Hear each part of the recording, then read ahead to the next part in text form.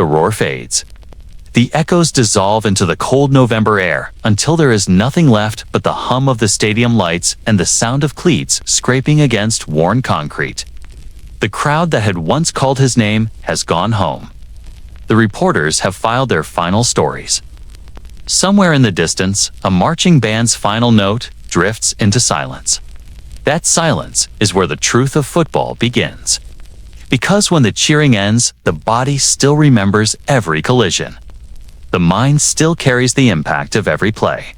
And the man who was once at the center of it all is left to confront the stillness that fame never prepares you for.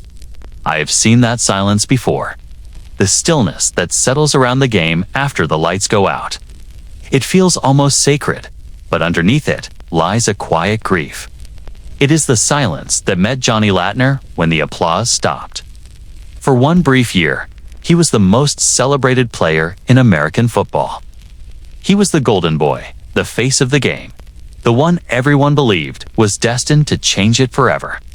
In 1954, the league crowned him its most valuable player. The title meant more than a trophy, meant belonging to a new America obsessed with glory and grit, a nation trying to define itself through heroes who could take a hit and keep going. Johnny had already lived a storybook life before he ever put on a professional jersey. A Heisman Trophy winner from Notre Dame, he carried the kind of charm that made newspaper men call him perfect. In an age before television captured every movement, his legend was built in print. Headlines spoke of his balance, his humility, his smile that never seemed to fade even after a loss. To the fans, he was what the game wanted to be: clean, strong, faithful, and unbreakable. But no one is unbreakable.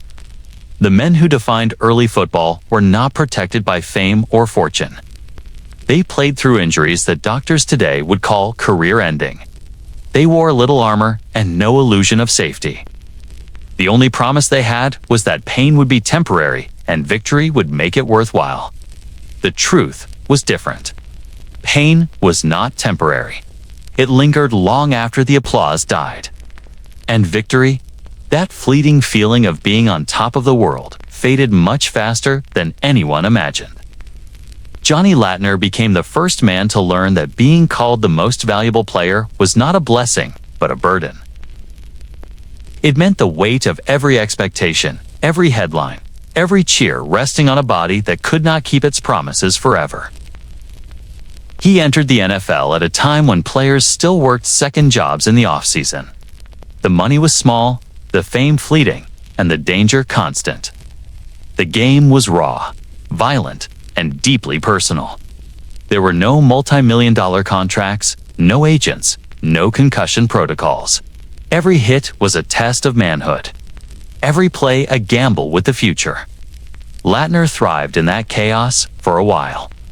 His style was fearless. He ran like someone chasing not a touchdown, but a purpose. And for a moment, it looked as though nothing could stop him. Then came the injury. It happened the way tragedies often do, not in some grand cinematic moment, but in an ordinary play that should have meant nothing. A cut, a turn, a twist, and the sound that every athlete dreads. The knee gave out. For some men, that would have meant a few months of recovery. For Lattner, it meant the end. There was no modern surgery to fix what had been broken.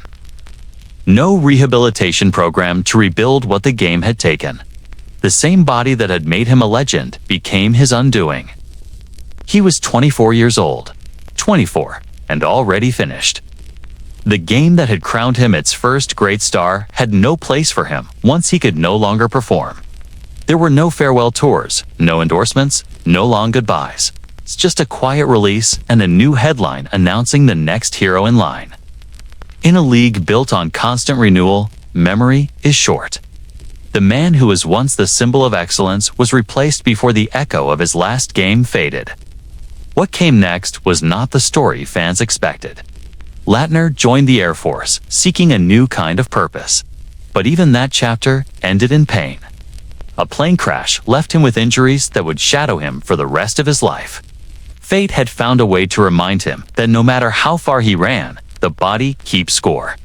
He would later coach, raise a family, build a life outside the spotlight.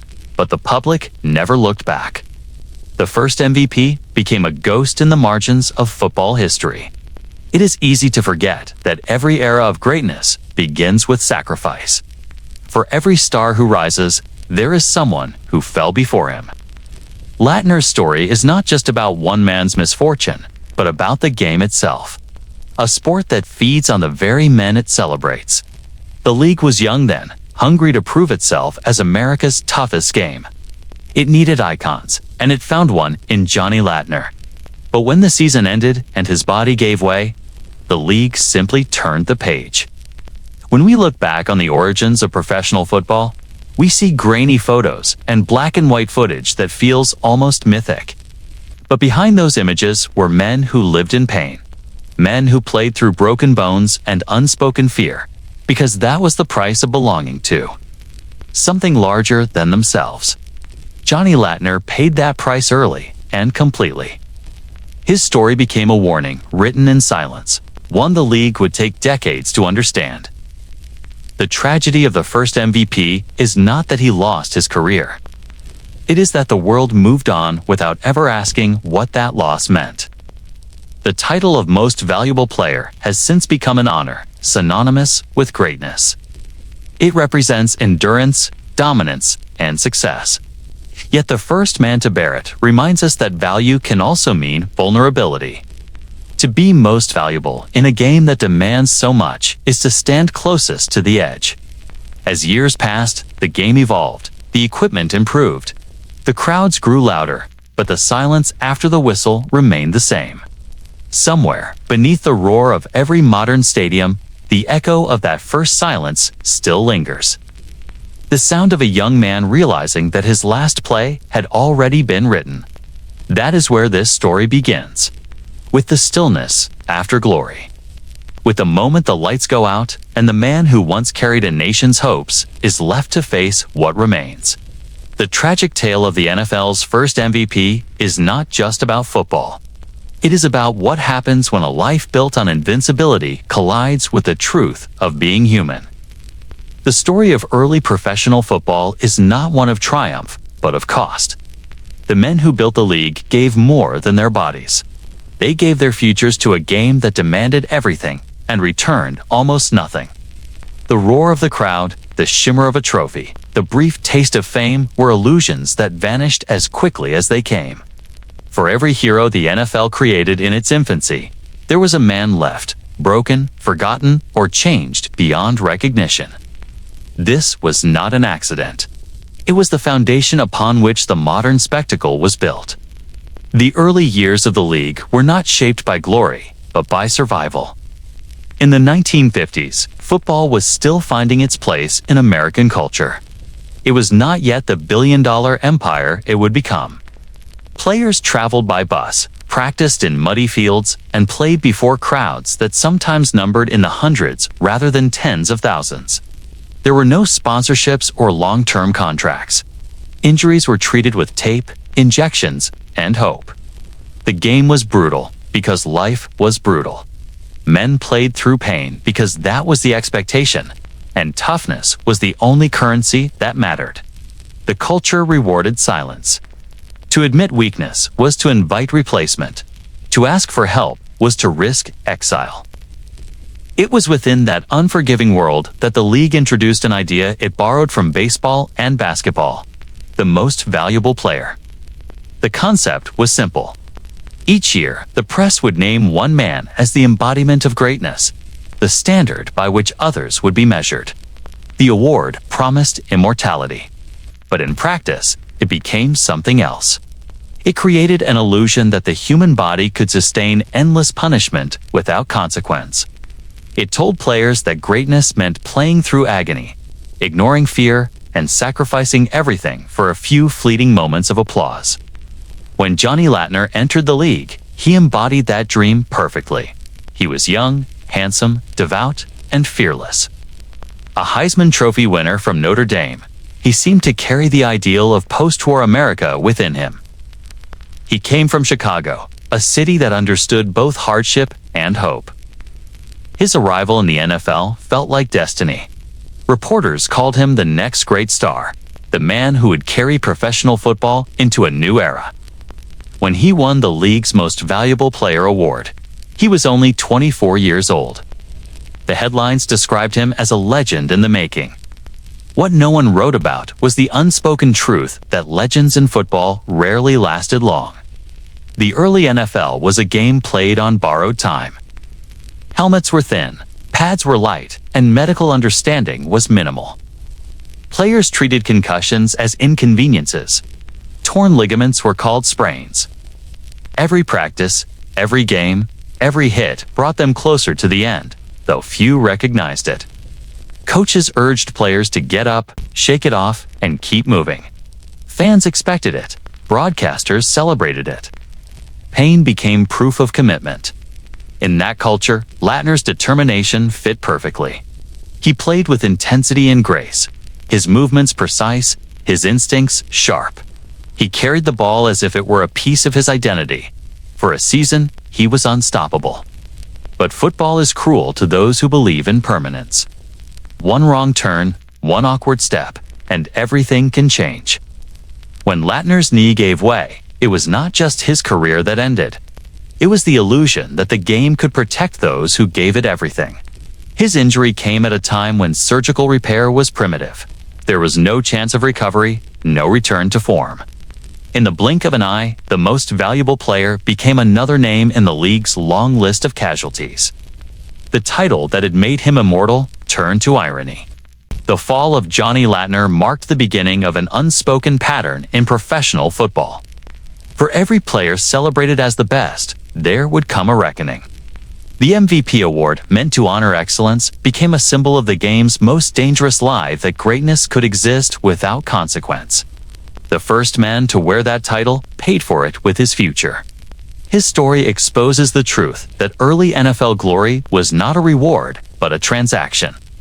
The league took everything and returned silence.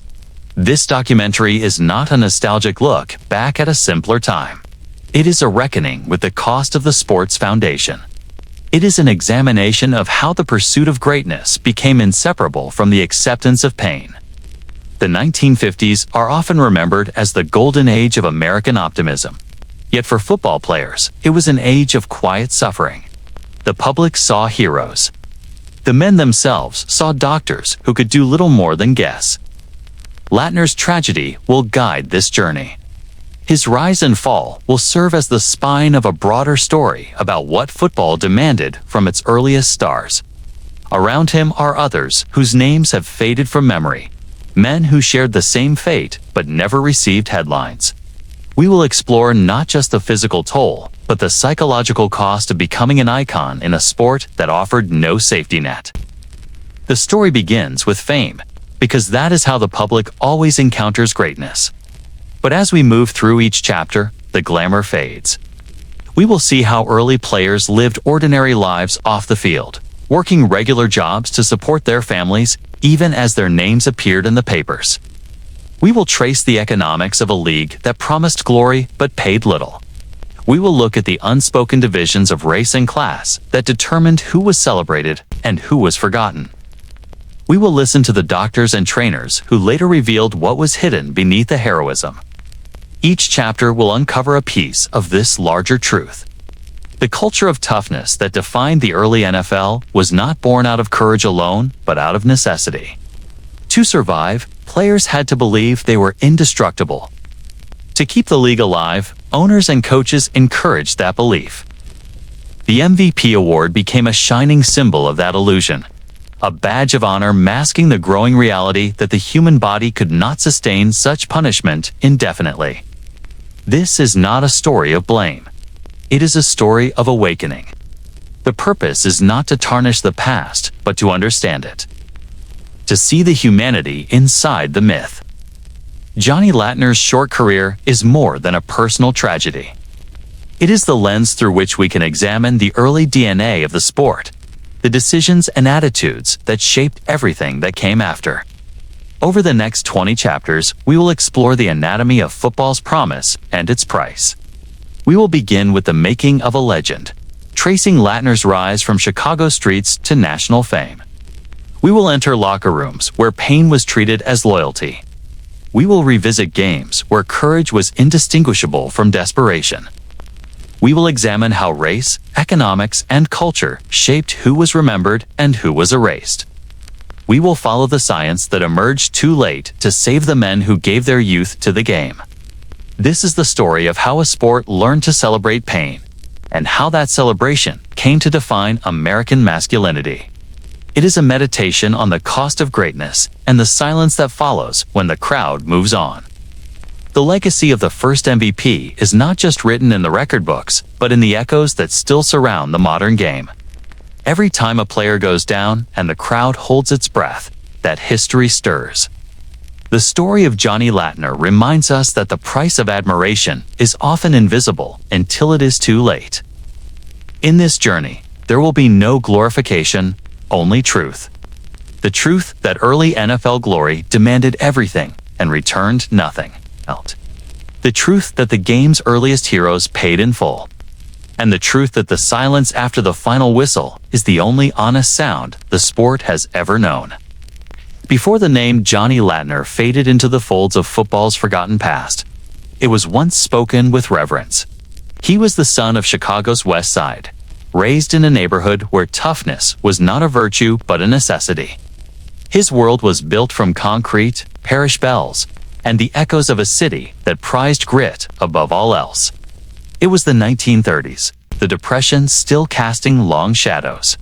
And boys like Johnny found purpose on cracked streets and frozen fields where dreams were made of leather and mud. He learned the game at Fenwick High School, a Catholic powerhouse that demanded discipline and faith in equal measure. Coaches saw in him not just talent, but resilience, the kind that made the difference when bodies tired and games turned cruel. He was quick, graceful, and relentless, a player who could run through a man's chest and smile while doing it. His name began to drift beyond Chicago, whispered in locker rooms and headline columns. By the time he reached college age, every major football program wanted him. But it was Notre Dame that called him home. At Notre Dame, under the glare of stadium lights and the scrutiny of a nation obsessed with college football, Lattner became something else entirely. He was not merely a standout player. He was the embodiment of what Americans wanted their heroes to be: polite, humble, Catholic, strong. He was a running back, a return man, a receiver, a defender, whatever his team needed him to be. The press called him the complete football player, and they were right. In the early 1950s, college football reigned supreme. The NFL was still finding its footing, a gritty professional world where paychecks were small and injuries were larger. Notre Dame, however, was a kingdom, and Lattner its crown prince. In 1953, he won the Heisman Trophy, beating out Paul Giel and Neil Worden. The country adored him. His face appeared in newspapers coast to coast. He was celebrated as the living proof that decency and dominance could coexist. But behind that ideal was a truth few wanted to acknowledge. The game was already taking pieces of him. His shoulder ached from hits that left him sleepless. His legs carried bruises that never healed. In an era before sports medicine, before guaranteed contracts, pain was not something to be treated. It was to be endured. To show weakness was to risk everything. When Lattner was drafted by the Pittsburgh Steelers in 1954, it was seen as the natural progression of a destined career. The NFL was rougher, smaller, and far less glamorous than the world of college football. But Lattner carried with him a name that drew attention. He arrived in Pittsburgh as both a star and a curiosity. Fans wondered if his college brilliance could survive the brutal pace of professional play. Coaches saw him as the answer to their franchise's prayers. For a season, he was exactly that. In his rookie year, Johnny Lattner did what he had always done. He ran hard, caught passes, and refused to back down. He led the Steelers in total yards and earned the league's highest honor at the time, the Most Valuable Player award. Though it was not yet called that officially, the Associated Press named him the NFL's best player, the first of his kind to receive such recognition. It was a title that seemed to promise a lifetime of greatness. Yet the crown of early glory often comes with a curse. Only months after his breakout season, Lattner was drafted again, this time not by a football team, but by the United States Air Force. It was the Cold War era, and military service was both duty and disruption. He put his professional career on hold, leaving behind the bright lights of the NFL for the rigid discipline of the armed forces. He trained hard, played on service teams, and kept himself in shape, convinced he would return to reclaim what was his. But the game, like time, moves on without sentiment. In 1956, during a service football game, he tore the ligaments in his right knee. The injury was catastrophic. Surgery was primitive by modern standards. Recovery, uncertain. For most players of his time, such a wound was a death sentence for their career. For Lattner, it was the moment the dream began to dissolve. The Pittsburgh Steelers had already moved forward, and when he attempted a comeback, his body refused to cooperate. The same legs that once carried him through defenders now betrayed him. The same game that crowned him its finest had no room for him anymore. At just 24 years old, Johnny Lattner's football career was over. The arc that had begun in Chicago playgrounds and soared through Notre Dame's golden fields had reached its end in a sterile military infirmary. For the rest of his life, he would live with that twist of fate. The first man to be named the league's most valuable player would never play another professional down. What made Lattner's story especially tragic was not only the brevity of his career, but the silence that followed it. In a time before television contracts and sports agents, there was no safety net, no pension waiting for him. He returned to Chicago, opened a steakhouse, and raised a family. For decades, his name faded from the collective memory of the sport he once defined. His records were surpassed, his era forgotten. Yet those who knew him remembered the glint in his eyes when he spoke of the game. He never complained about what was taken from him. He carried himself with grace, even when grace was all that remained.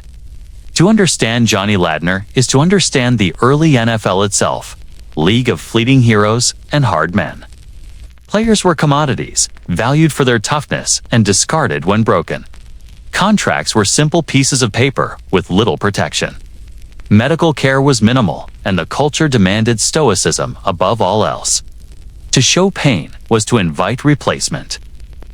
Lattner embodied that old-world belief that dignity came through endurance. He played until his body gave out and never asked for sympathy. His story became a quiet lesson for the generations that followed.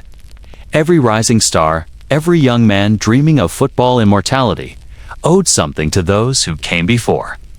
Lattner was among the first to show how quickly the game could turn from triumph to tragedy. In the decades since, countless players have walked the same path promised greatness, only to be undone by the cruelty of chance and the indifference of a system built on performance. In the mythology of the NFL, the idea of the most valuable player carries weight. It represents not only excellence, but endurance. The belief that one man can define a season, inspire a team, and capture a nation's imagination. But what happens when that value disappears? When the applause stops and the spotlight fades, what remains of the man beneath the title? Johnny Lattner's life forces that question into focus. His story is not one of wasted talent or moral failure. It is the story of a man who did everything right, who gave everything he had to a game that offered nothing in return. It is a story that speaks to the fleeting nature of glory, the cost of physical sacrifice, and the loneliness of being forgotten by the very sport that once defined you. In the years that followed his injury, Lattner remained connected to football in spirit, if not in body. He coached local teams, mentored young players, and stayed loyal to Notre Dame. But privately, he knew the truth. His legend belonged to a time that would never return. The golden age that birthed him had long since passed, replaced by a new era of television heroes and corporate empires. Still, when old teammates spoke of him, they described a man who never lost his sense of humor, who found meaning beyond the game even when the game had taken everything. He had lived both the dream and the nightmare of professional sports. And in doing so, he became something far more important than a statistic or a trophy winner. He became a reminder, a symbol of how fragile greatness truly is. In the autumn of 1954, the Pittsburgh air was thick with smoke and steel. It was the kind of city that understood struggle, where hard work was currency and pain was an unspoken part of daily life. Into this landscape walked Johnny Lattner, a rookie carrying the weight of expectation from a nation that had already anointed him a hero. The newspapers called him the savior of the Steelers, the one who could bring respectability to a franchise that had never truly found its footing in the professional ranks. He was 22 years old, still smiling, still believing that the game could love him back. The season began without fanfare. The Steelers were a working-class team in a league still finding its place in the American consciousness. Television had yet to turn football into a spectacle, and attendance often depended on weather, paychecks, and local pride. But word spread quickly that something was happening in Pittsburgh. Each Sunday, the young halfback from Notre Dame ran harder, caught smarter, and seemed to move with a grace that belonged to another time. Lattner was not the biggest man on the field, but he had balance and intuition that made him nearly impossible to stop. In an era when players often played both offense and defense, he was everywhere. He carried the ball, caught passes, returned punts, intercepted when needed, and tackled with a fearlessness that left crowds in awe. The press compared him to legends like Red Grange and George McAfee. He reminded fans why they loved the sport in the first place. That year, the Steelers were far from dominant, but every game seemed to orbit around Lattner's energy. Against the Giants, he ran through mud and rain for over 100 yards, helping Pittsburgh secure a rare victory. Against the Eagles, he caught a long touchdown that left defenders frozen. He played like a man driven by something deeper than ambition, as if he carried the hopes of everyone who had ever believed that hard work could still mean something. The sports writers began to notice. Week after week, his performances filled the headlines. The Associated Press described him as the most versatile player in the league, a throwback to a time when athletes played for love rather than money. He was the bridge between college purity and professional grit, a symbol of what football had been and what it was becoming. By mid-season, the conversation was no longer about whether he belonged in the league. It was about whether anyone could match him. Behind the public praise, there was the private cost. Lattner's body was already breaking down from the relentless collisions. He played through sprains, bruises, and deep muscle tears that never fully healed. The medical care of the time consisted mostly of tape, aspirin, and the promise that things would feel better by game day. He never complained. The culture of the 1950s NFL demanded silence. Pain was proof of loyalty. Players who spoke of injury risked being replaced. Lattner understood that reality better than most. He kept his pain hidden behind a steady smile. Each Sunday became a small test of endurance. Every carry was a collision with fate. Yet through it all, he kept producing. When the season closed, his statistics were remarkable for the time: 700 yards from scrimmage, nearly 1,000 combined yards when special teams and defense were included, and a string of plays that left fans talking long after the final whistle. More important than the numbers was his presence. The Steelers played harder when he was on the field. They believed in him. In December of 1954, the Associated Press voted him the league's most valuable player. It was the first time the award had been given under that title, and it set a precedent for decades to come. The announcement made front-page news in Pittsburgh and was celebrated in Chicago and South Bend. For a brief moment, Johnny Lattner was the face of professional football. He was young, wholesome, and fiercely talented. He represented the best of the sport at a time when it desperately needed heroes. The honor came with little material reward. The NFL of 1954 was not the billion-dollar empire it would one day become. There were no endorsement deals or television appearances waiting for him. The award was a plaque, a few photographs, and a handshake. But to Lattner, it meant everything.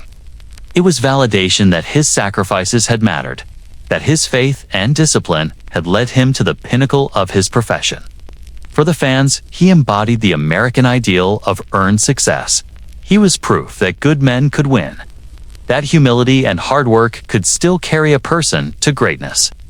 For the league, he was a marketing dream, a clean-cut, all-American star in a sport often associated with rough edges. But behind the celebration lay a truth that would only reveal itself in time. The same qualities that had made him a legend would also make his fall inevitable. The physical toll of the game was immense. Teammates remembered him limping through practices, his knees swollen, his shoulders bound tightly with tape. He would laugh it off, insisting he was fine. The coaches believed him because they needed to. The Steelers had little depth, and their survival depended on players who refused to break. In that world, toughness was not just an expectation. It was the only currency that mattered. By the end of the season, his body was signaling what his mind refused to accept. The pain in his right knee had worsened, and he knew he would need surgery eventually. But he told himself there would be time for that after the next season. There was always a next season to chase, another chance to prove himself.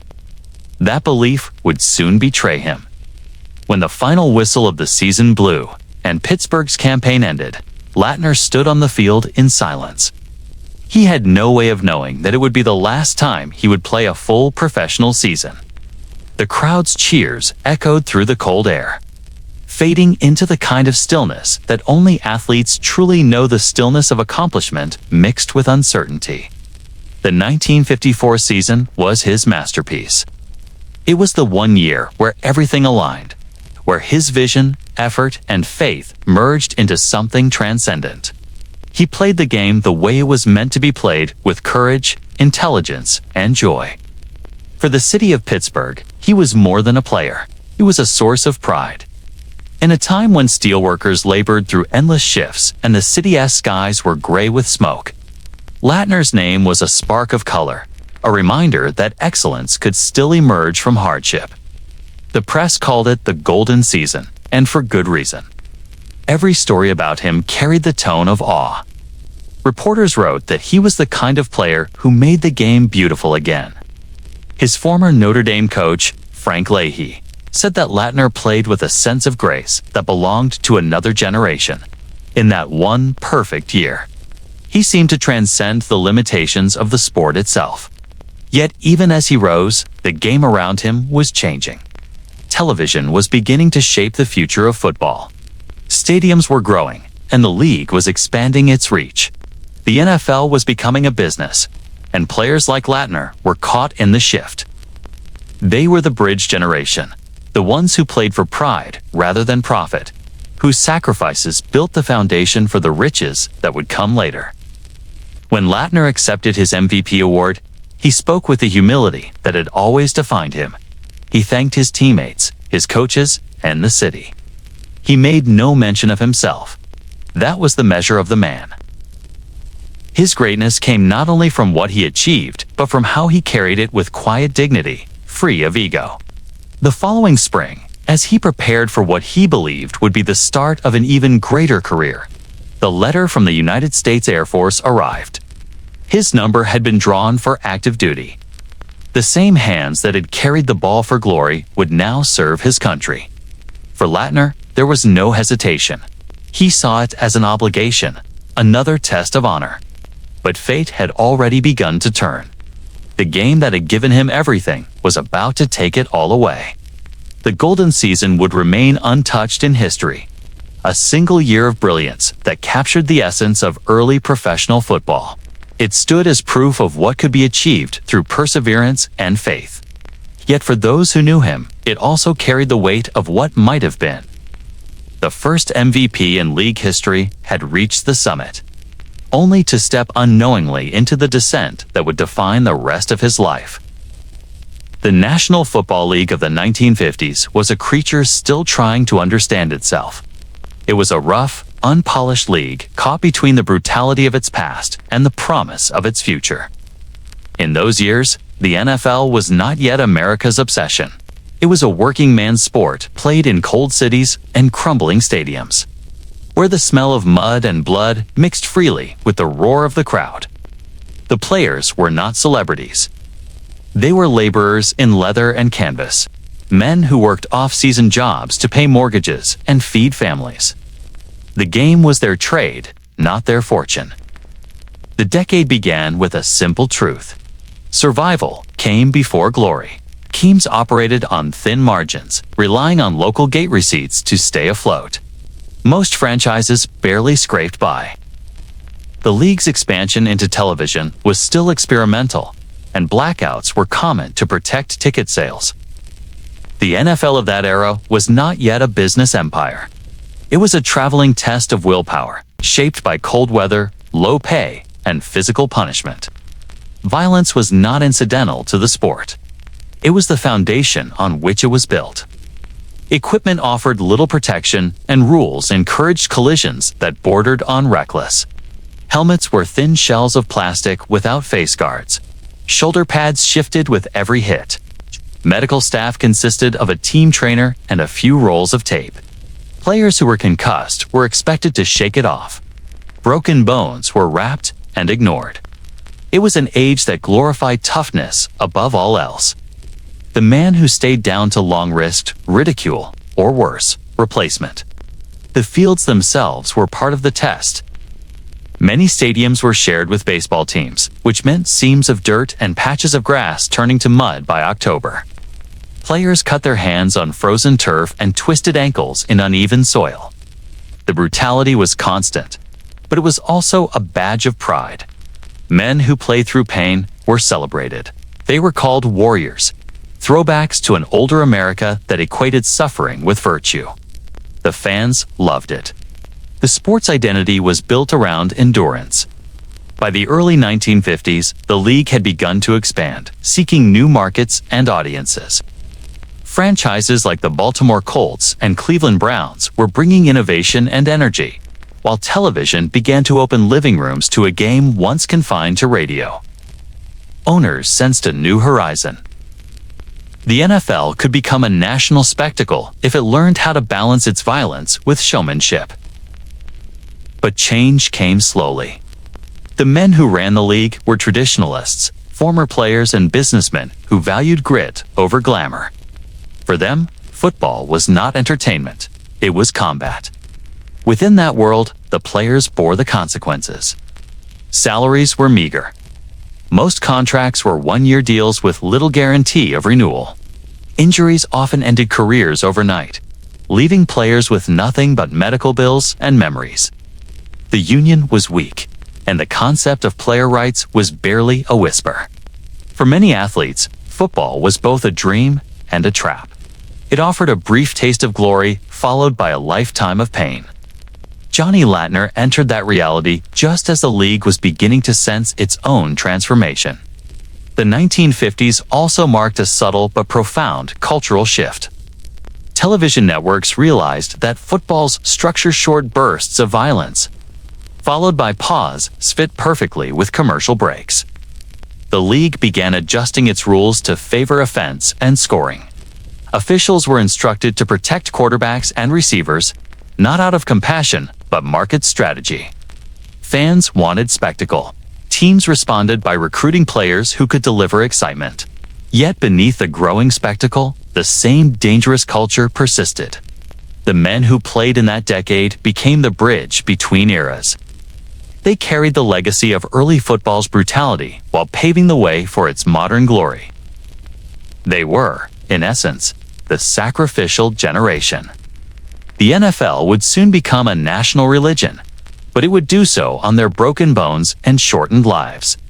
Many would retire with concussions, joint damage, and neurological decline. Long before the term chronic traumatic encephalopathy ever existed, the league's success story was written in pain that few outside the locker room understood. Johnny Lattner's rise coincided with this turning point. As the league's first official MVP, he represented both the old and the new. He carried himself with the humble spirit of the early game, but performed with the flair that television audiences craved. He was the perfect symbol for a sport trying to redefine itself. Yet, the very system that celebrated him was not designed to protect him. Players like Lattner were expected to be indestructible, to accept the brutality as part of the bargain. The culture rewarded silence and punished vulnerability. In interviews years later, Lattner would recall how the game felt like a brotherhood forged in hardship. There was mutual respect among teammates and opponents alike, but there was also an unspoken understanding that no one was safe. Every season brought new injuries, new faces, and new casualties. The league had no interest in nostalgia. It consumed players and replaced them. Glory was temporary. Pain was permanent. The NFL's transformation in the 1950s extended beyond the field. Racial integration was reshaping rosters. Joe Perry and Marion Motley were proving that talent transcended color, but discrimination persisted in subtle forms. Black players were often paid less, housed separately, or benched without explanation. The league's leadership rarely acknowledged it. Change came not through policy, but through undeniable performance. As television slowly made heroes out of players, the audience began to see the humanity behind the helmets. The myth of the faceless warrior began to fade, but it did not disappear. Economically, the decade was one of fragile growth. Owners realized that televised games could generate new revenue, but they lacked the infrastructure to capitalize fully. Stadiums were outdated, and attendance still dictated financial survival. Players felt the squeeze. They trained in poor conditions and traveled long hours on buses that broke down more often than they arrived on time. Meals were sparse, and team hotels were modest. Yet, despite the hardship, the bond between players remained unbreakable. They endured together, driven by a shared understanding that what they were building would outlast them. For the fans, football was a reflection of American life in the post-war years. It was about grit, sacrifice, and perseverance. The sport became a metaphor for a nation rebuilding itself through effort and endurance. In that sense, Johnny Lattner's story was perfectly timed. He embodied the virtues people wanted to see in their heroes: humility, courage, and faith. But the league's evolution would show that such ideals often clashed with the reality of survival. The physicality of the 1950s NFL was raw in ways modern audiences can scarcely imagine. Offensive linemen weighed little more than 200 pounds. Protective gear was minimal. Coaches preached discipline through repetition and contact. Practices were longer and more violent than the games themselves. The line between preparation and punishment was thin. It was not uncommon for players to collapse from exhaustion or play entire games with broken ribs. To quit was unthinkable. To complain was unforgivable. In this unforgiving landscape, the MVP award carried a different meaning than it does today. It was not a measure of celebrity or commercial value. It was a symbol of survival. To be named the league's most valuable player meant more than excellence. It meant you had endured the brutality longer and performed through it better than anyone else. It meant you had given a piece of yourself to the game that you would never get back. Lattner's recognition in 1954 reflected that truth. His MVP title was less about dominance and more about resilience. He had played through injury, fatigue, and expectation without flinching. In doing so, he personified what the NFL wanted to project to America: the ideal of the noble warrior. But behind that image was a young man already carrying the hidden scars of his profession. He belonged to a generation that believed in duty more than self-preservation. As the decade progressed, the league's momentum grew. The 1958 NFL Championship, often called the greatest game ever played, would soon bring the sport fully into the national spotlight. But in the years leading up to that moment, men like Lattner laid the groundwork. They bled so the league could evolve. They endured so others could prosper. They carried the game through its most uncertain years, transforming it from a regional curiosity into a cultural cornerstone.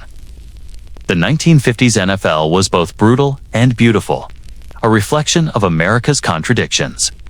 It was a game that demanded total devotion and offered fleeting reward. It celebrated heroes, then forgot them. It made legends out of ordinary men, and left those same men broken in its wake. Johnny Lattner stood at the center of that paradox. He represented the promise of football's golden age and the price it demanded from those who built it. His triumph and tragedy were not separate stories, but parts of the same truth. As the decade moved forward and the league's popularity began to swell, the cost of greatness grew clearer. Behind every highlight was an unseen sacrifice. The roar of the crowd covered the sound of bones breaking and dreams ending. For Johnny Lattner, that cost would soon come due. His time as the face of the league was brief, but his story captured the essence of a sport in transition, a game, learning to sell glory while quietly burying its pain. In the early years of professional football, the term most valuable player carried a weight that extended far beyond statistics or accolades. It was not a marketing title or a televised moment of triumph. It was a label forged in grit, pain, and quiet endurance. To be named the league's most valuable meant something elemental in that era. It meant surviving what others could not. It meant pushing through a sport that broke bodies and hardened spirits. There was no glamour to it, no endorsement waiting in the wings. The award was recognition that a man had given more of himself than reason allowed, and that the league had taken everything it could from him in return. The 1950s were not an age of celebrity in football. Players went home to modest jobs after practice. They sold insurance, worked construction, and kept family businesses afloat. The MVP title did not come with a new house or a lifetime of comfort. It came with a handshake, a small bonus, and a newspaper headline that faded before the next season began. Yet for those who earned it, like the league's first, it represented a validation of suffering. It's said that the countless collisions, the cracked ribs, and the nights spent icing bruised knees had meant something to someone. It was the purest acknowledgement a man could get in a league built on survival. To understand what most valuable meant, one has to understand the environment in which it was given. The NFL of that period was not a global brand. It was still fighting for relevance, competing with baseball for headlines and with boxing for spectacle. The crowds were loyal, but small. The paychecks were meager. The fields were frozen half the year and waterlogged the rest. Every down felt like a test of will.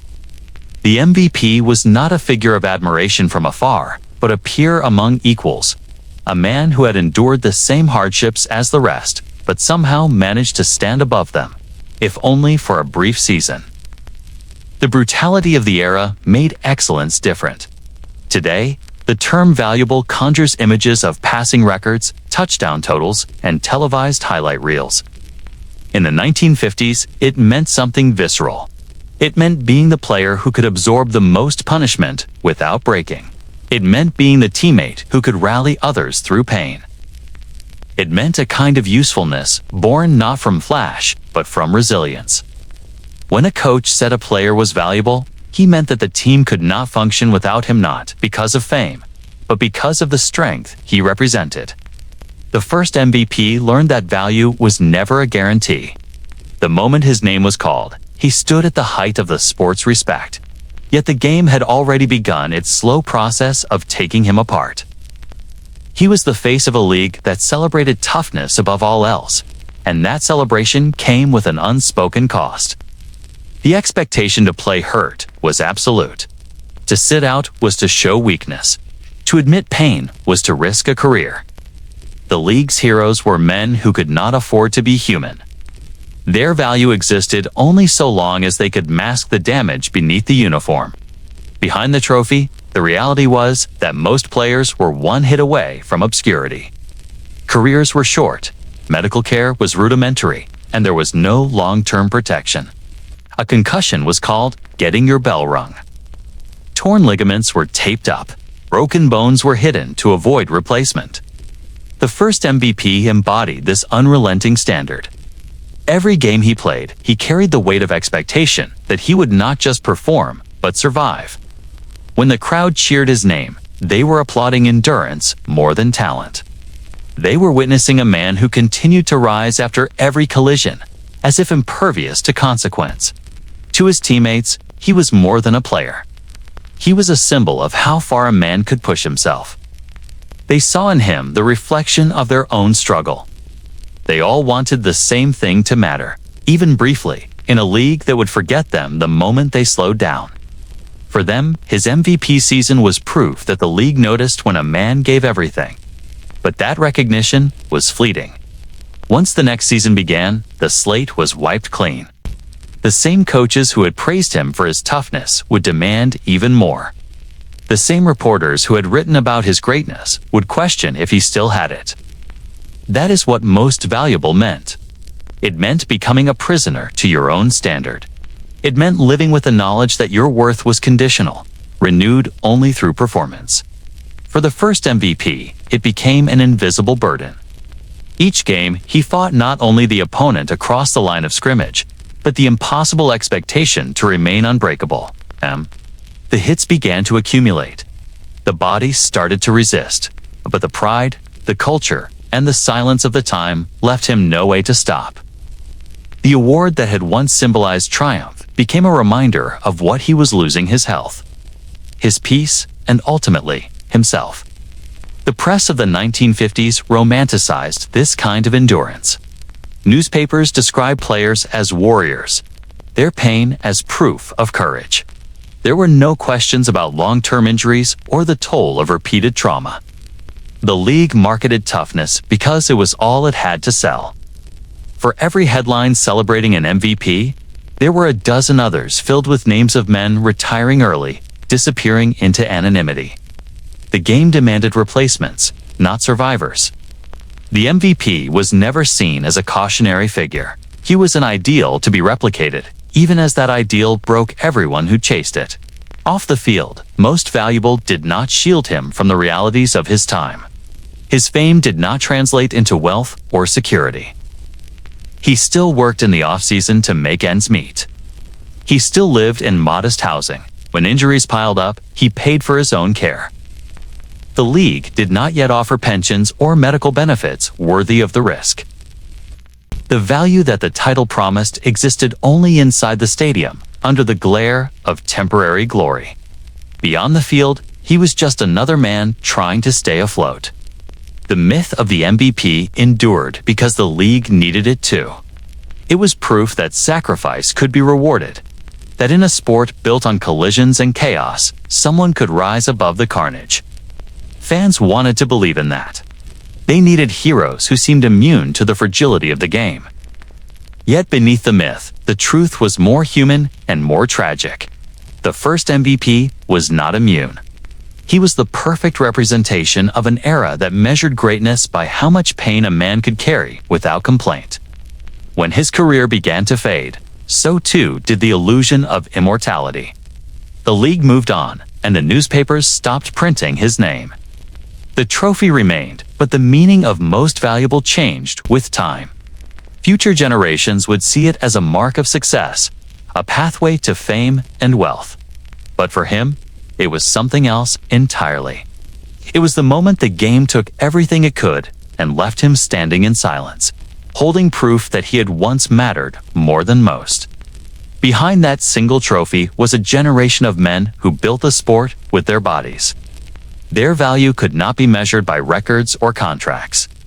It was written in scars, in forgotten memories, in the quiet dignity of those who never received recognition.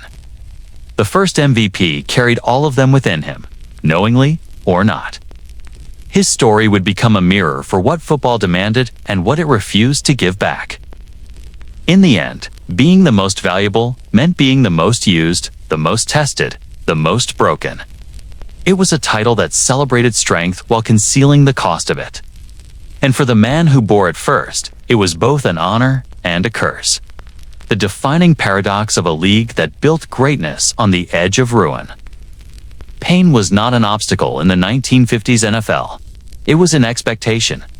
Every player carried it, though few spoke of it. To show hurt was to admit weakness, and weakness had no place in a sport built on collision. The league thrived on silence. It was a silence that stretched from the locker rooms to the practice fields, from the medical tents to the empty parking lots where men limped toward their cars after the game. Pain was private, and the price of surviving the league was learning how to hide it. For the first MVP, that silence became part of his identity.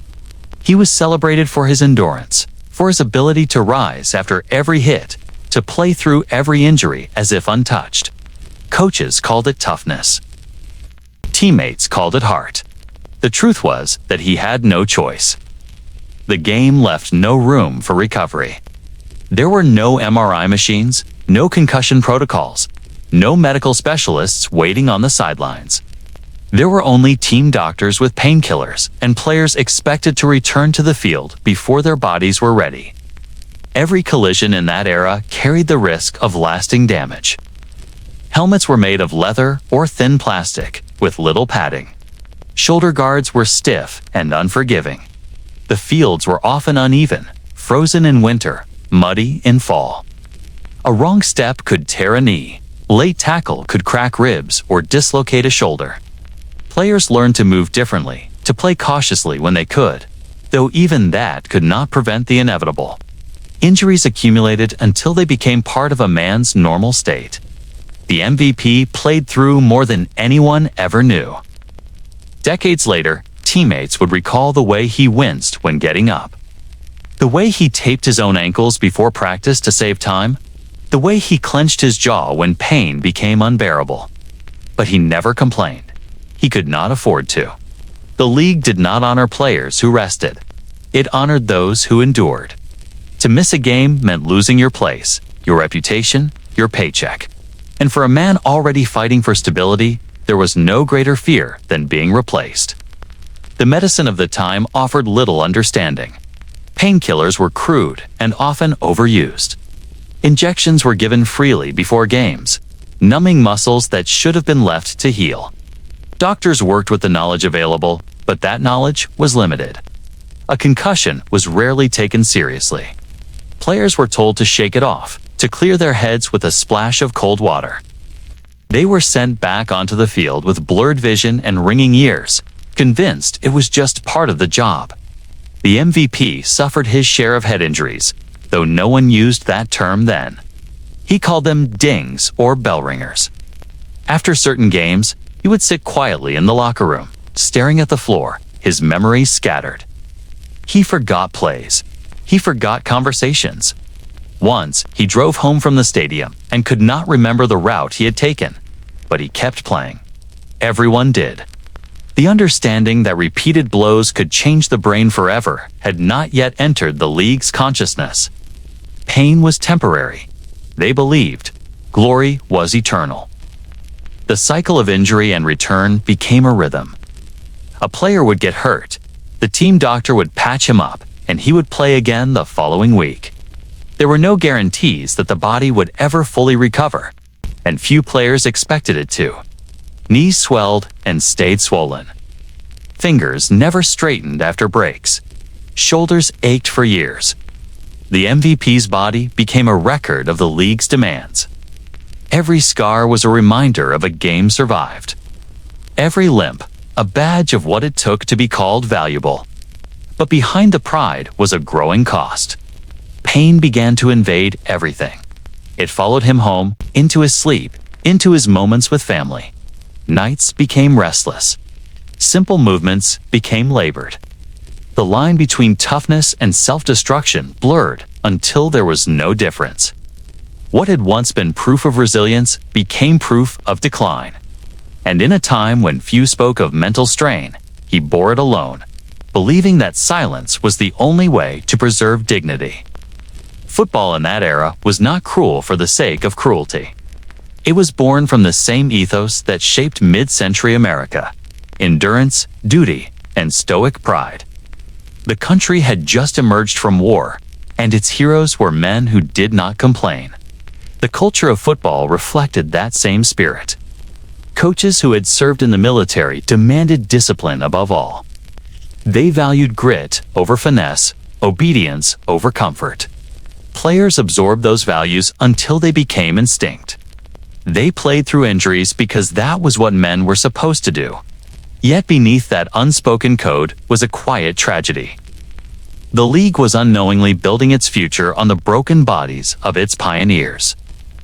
The hits that thrilled crowds were erasing years from players' lives. The first MVP did not see himself as a victim. He was proud of what he endured, proud to represent a generation that built the league from nothing. But as the years passed, the damage accumulated in ways he could no longer ignore. His hands trembled. His balance faltered. He forgot things he once knew by heart. The pain he had silenced began to speak for him. In time, doctors would come to understand the injuries he had carried. They would give them names: chronic traumatic encephalopathy, degenerative joint disease, post-concussion syndrome. But none of those terms existed when he played. The science arrived decades too late to help him or his peers. They had played in an era when toughness was both their weapon and their undoing. By the time the truth was known, many of them were already gone. Their stories scattered across forgotten obituaries and faded photographs. The mythology of the game has often painted pain as noble, as part of the beauty of football.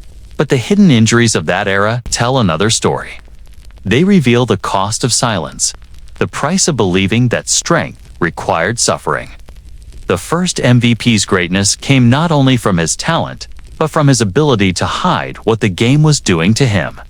He became a symbol of invincibility at the very moment his body was failing him. And because the league celebrated that illusion, the cycle continued. When historians look back on the early years of the NFL, they see the foundation of a national obsession. But buried within that foundation are the untold injuries of men who gave everything before the sport learned how to protect them. The first MVP stands at the center of that history. His achievements lifted the league's image. His pain remained unseen. He played through agony because no one yet understood that the game could break not only bones, but minds. He became both the league's triumph and its warning. Pain was his shadow, following him from the locker room to the quiet of retirement. It shaped his legacy as much as the award that once defined him. And though the world would remember him as a hero of the gridiron, the truth of his story lives in the unseen injuries that marked his body long after the cheering stopped. Every hero in the 1950s NFL was expected to wear two faces. One belonged to the man the public saw, the flawless athlete who smiled through the pain, signed autographs, and represented everything America wanted to believe about itself. The other was the one hidden behind closed doors, where the roar of the crowd could no longer drown out the toll of the game. For Johnny Lattner, the league's first MVP, that divide became a chasm that widened with every passing season. The world adored him for his courage, his charisma, and his clean-cut image. But behind the headlines and the trophies was a man quietly collapsing under the weight of his own mythology. Publicly, he was a symbol of post-war America.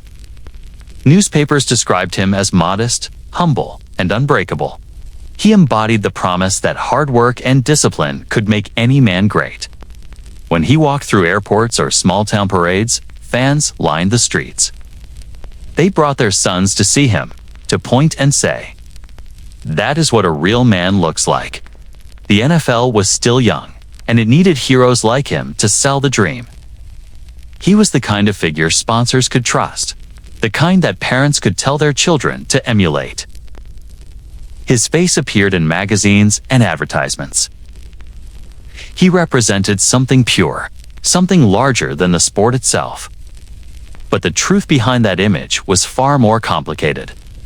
The same toughness that made him a star was slowly unraveling him. Years of injuries, untreated pain, and unrelenting pressure had begun to fracture his sense of self. He had been trained to never show weakness, to never let the public see doubt or despair. So he smiled for the cameras, shook hands with officials, and posed for pictures even when his body screamed with every movement. To the world, he seemed invincible. In private, he was beginning to feel hollow. The league celebrated players like him because they reinforced the myth of indestructibility. Football was America's proving ground. a stage where men could demonstrate courage in its purest form. The public saw the collisions, the grit, the triumphs.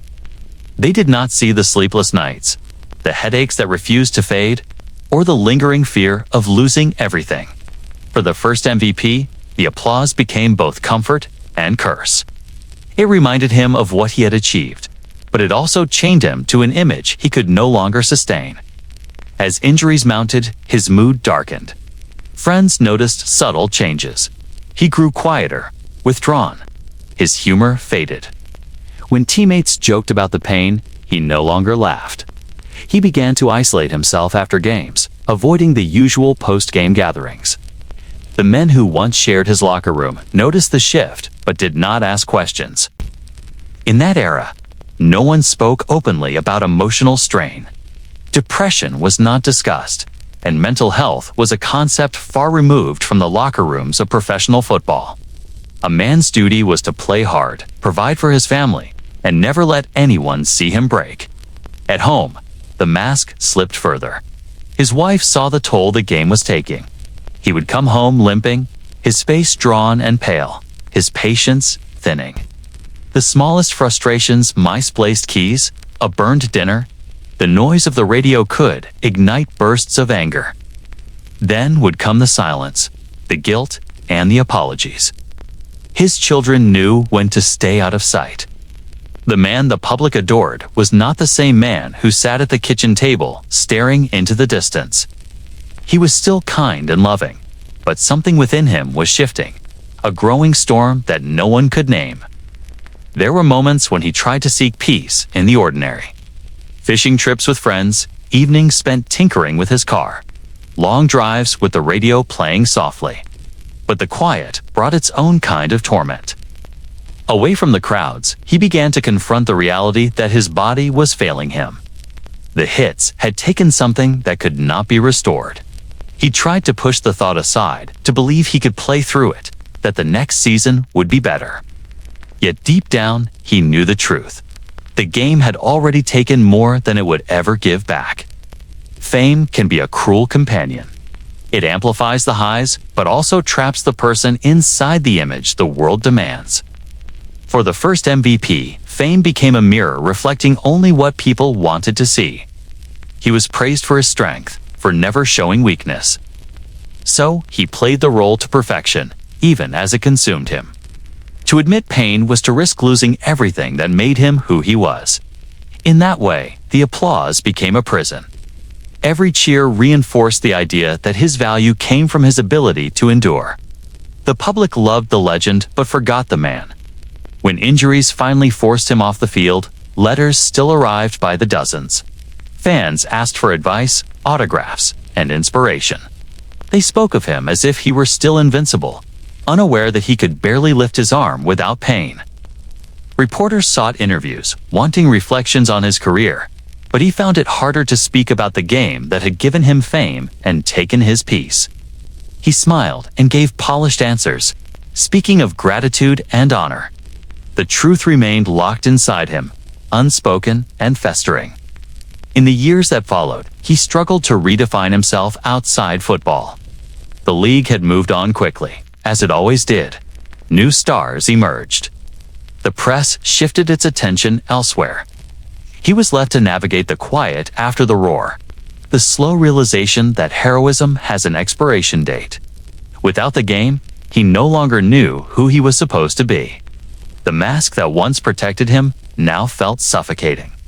He was a symbol of triumph in a world that rewarded endurance but ignored its consequences. Privately, his health worsened. The headaches intensified. His memory faltered.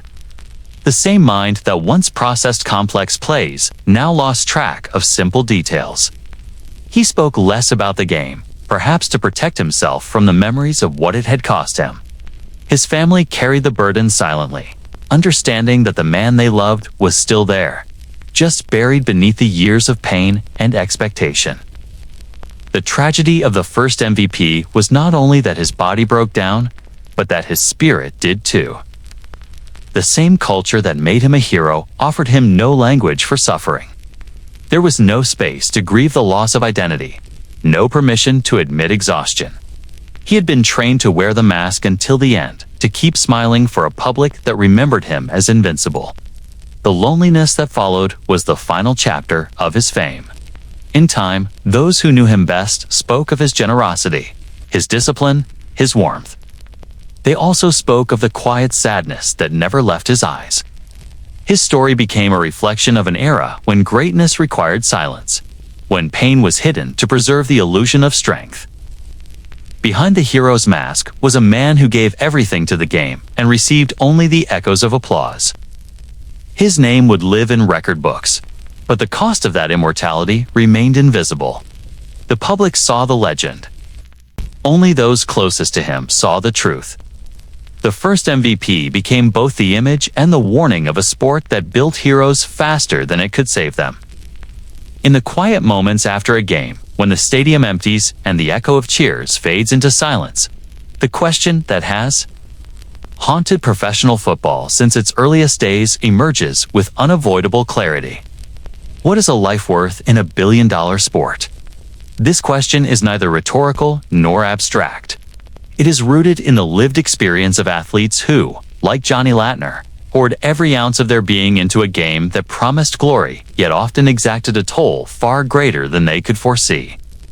The moral calculus of the sport is seldom discussed publicly, yet it defines the realities of players, families, and institutions alike, shaping careers, health, and human dignity in ways that are both profound and enduring.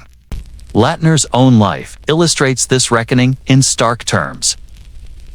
As the first MVP of the NFL, he became a symbol of excellence, a figure whose talent and achievement elevated him above his peers. Fans, coaches, and media alike celebrated his performances, recounting the brilliance of his plays and the decisiveness of his leadership on the field. Yet behind the public image was a man navigating pain, exhaustion, and the invisible consequences of repeated trauma. The physical injuries he sustained were immediate and visible, but the long-term effects, cognitive strain, emotional instability, and subtle neurological decline remained hidden for decades. His story forces us to confront a fundamental ethical question. How much of an individual's body and mind is it justifiable to risk for the spectacle of professional sport? The economics of football magnify this moral tension. Even in Lattner's era, the league generated revenues that dwarfed individual salaries and benefits. Teams invested in talent with an eye toward profit, often weighing the short-term output of players against the long-term cost of injury or decline. Players were compensated relative to their performance, yet the system lacked comprehensive mechanisms to protect them from cumulative harm. Lattner's achievements brought fame, but they did not shield him from the consequences of a culture that prized performance over wellness, that celebrated courage and toughness while remaining indifferent to personal cost. The disparity between financial reward and human expenditure raises uncomfortable questions about the true valuation of life in professional football. Ethical dilemmas extend beyond economics to the culture of toughness that defined the early league. Coaches demanded resilience, teammates expected perseverance, and players internalized a code that equated endurance with virtue. In this environment, reporting pain or limiting participation was often interpreted as weakness, leaving athletes to navigate injury management largely alone. Lattner, like many of his contemporaries, was expected to play through discomfort, to maintain a facade of invulnerability, and to prioritize team success above personal welfare. The consequences were profound. Injuries compounded, recovery was incomplete, and the seeds of long-term suffering were planted. The culture rewarded outward displays of heroism while minimizing the human cost, prompting a critical ethical inquiry into the responsibilities of institutions, coaches, and fans. Historical context deepens the moral complexity. The NFL of the 1950s was an organization in transition, moving from regional competition to national prominence, from modest entertainment to significant commercial enterprise. The visibility of players increased alongside the stakes of the game, yet institutional safeguards lagged behind. Safety protocols were rudimentary. Medical oversight was inconsistent. and retirement provisions were limited or non-existent. Lattner's career unfolded within a system that prized spectacle, statistics, and fan engagement over comprehensive protection. Evaluating a life within this framework necessitates grappling with the ethical implications of structural priorities that elevated profit and prestige above human welfare. The question of value extends to the personal sphere. Players like Lattner experienced profound effects on family, social relationships, and identity. The demands of the sport often imposed psychological and emotional burdens on partners, children, and close friends. Post-career challenges, including health decline, financial instability, and social isolation, rippled outward, affecting those who depended on the athlete for support and connection. The moral calculus is thus not limited to the individual. It encompasses a network of relationships and responsibilities that are inevitably impacted by the choices, pressures, and culture of professional sport. In Lattner's case, the triumphs that once elevated him above his peers could not shield his family from the consequences of a system that rarely counted for post-career welfare. Contemporary parallels sharpen the ethical lens. Modern players operate under conditions of intense media scrutiny, immense financial incentive, and heightened public expectation. Advanced medical protocols exist, yet athletes are still exposed to injury and long-term risk. Debates about concussions, chronic traumatic encephalopathy, and player compensation underscore the persistence of the moral question. What is a life worth in a sport where the rewards for peak performance are extraordinary, but the costs can be lifelong? Lattner's narrative provides historical clarity, demonstrating that the tension between human vulnerability and institutional imperatives is not new, but a recurring feature of professional football's structure and culture. Philosophical considerations intersect with practical realities. The very notion of a life's worth in a billion-dollar sport challenges assumptions about value and accountability. Fans celebrate achievement, media amplify performance, and institutions profit from spectacle. Yet the human experience underlying the spectacle is often marginalized. Lattner's story, situated at the inception of professional acclaim in football, confronts us with the enduring dissonance between admiration and responsibility. The moral reckoning is not hypothetical. It manifests in physical injury, psychological strain, and the enduring consequences for those who dedicate themselves to the sport. Ethical analysis also engages with institutional responsibility. The league, teams, and medical staff each bear a degree of accountability for the welfare of players. Historical negligence, limited oversight, and prioritization of performance over safety contributed to the hidden costs of early professional football. Lattner's life exemplifies the consequences of this imbalance, illustrating how a system designed to maximize spectacle can inadvertently or deliberately externalize the cost of achievement. Evaluating the worth of a life within this framework requires acknowledgement of both individual agency and structural influence. It's challenging simplistic narratives that frame success solely in terms of accomplishment or fame. Public perception adds another layer of complexity. Fans admire the physical feats, celebrate statistical milestones, and invest emotionally in team and player success. Yet public admiration rarely incorporates an awareness of the hidden toll of professional football. The moral question embedded in Lattner's story invites reflection on the complicity of spectatorship. By valorizing performance without acknowledging consequence, society participates in a system that prioritizes spectacle over humanity. The quiet suffering of athletes, obscured by media narratives and institutional messaging, forces a reconsideration of how success is measured and at what cost it is achieved. In the end, the reckoning is inseparable from the lived reality of the athletes themselves. Lattner's life, defined by brilliance and shadowed by consequence, represents a human calculus that transcends statistics, awards, and accolades. It underscores the ethical imperative to consider the holistic impact of professional football, encompassing immediate achievement, long-term health, familial responsibility, and institutional accountability. The moral question, what is a life worth, remains central to understanding both the history and the contemporary reality of the sport.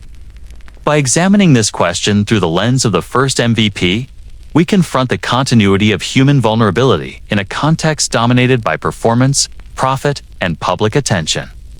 Lattner's story reveals that excellence in professional football is inseparable from sacrifice, that the human cost of achievement often extends far beyond the field, and that the reckoning for those costs is neither abstract nor optional. It is embedded in the lives, health, and legacies of the players who dedicate themselves to a game whose glory is immediate but whose consequences are enduring. The story of Johnny Lattner reminds us that every accolade carries ethical weight, that every triumph exists alongside potential harm, and that the worth of a life in a sport must be measured not just in points scored or awards earned, but in the human experience behind the statistics. His narrative challenges fans, institutions, and society to confront the moral dimensions of professional football, demanding reflection on the responsibilities owed to those who risk everything for our entertainment and admiration. In the 1950s, professional football was a business in its infancy, a fragile enterprise struggling to define itself in an era dominated by baseball and boxing. The league was beginning to understand the value of stars, but it had not yet learned to protect them. For players, the promise of glory often came at the expense of stability. Contracts were short, salaries were modest, and leverage was minimal. Fame existed as a public illusion, dazzling to the outside world while leaving the men who earned it exposed to economic vulnerability. Johnny Lattner, the league's first MVP, stood at the intersection of adulation and exploitation, a symbol of a system that rewarded achievement while extracting a high price in return. The structure of player contracts in that era was simple but unforgiving. Most agreements lasted 1 year, with little guarantee of renewal. Salaries were negotiated by owners who understood leverage better than the athletes they employed. Injuries, no matter how severe, could void a contract or lead to its reduction. There were no clauses to protect against long-term damage. There were no pensions for men whose careers were cut short. For the first MVP, signing a contract meant embracing uncertainty while holding on to the fleeting promise of recognition. Every negotiation carried risk, and every dollar earned reflected a hard-fought victory against a system designed to maximize profit over player welfare. Sponsorships and endorsements were rare. Unlike today, where fame is easily monetized through commercial deals and branding opportunities, players in the 1950s often relied on off-season jobs to survive. They worked in construction, insurance, and sales, supplementing a paycheck that rarely matched the physical and mental toll of the sport. Lattner, despite his status, was no exception.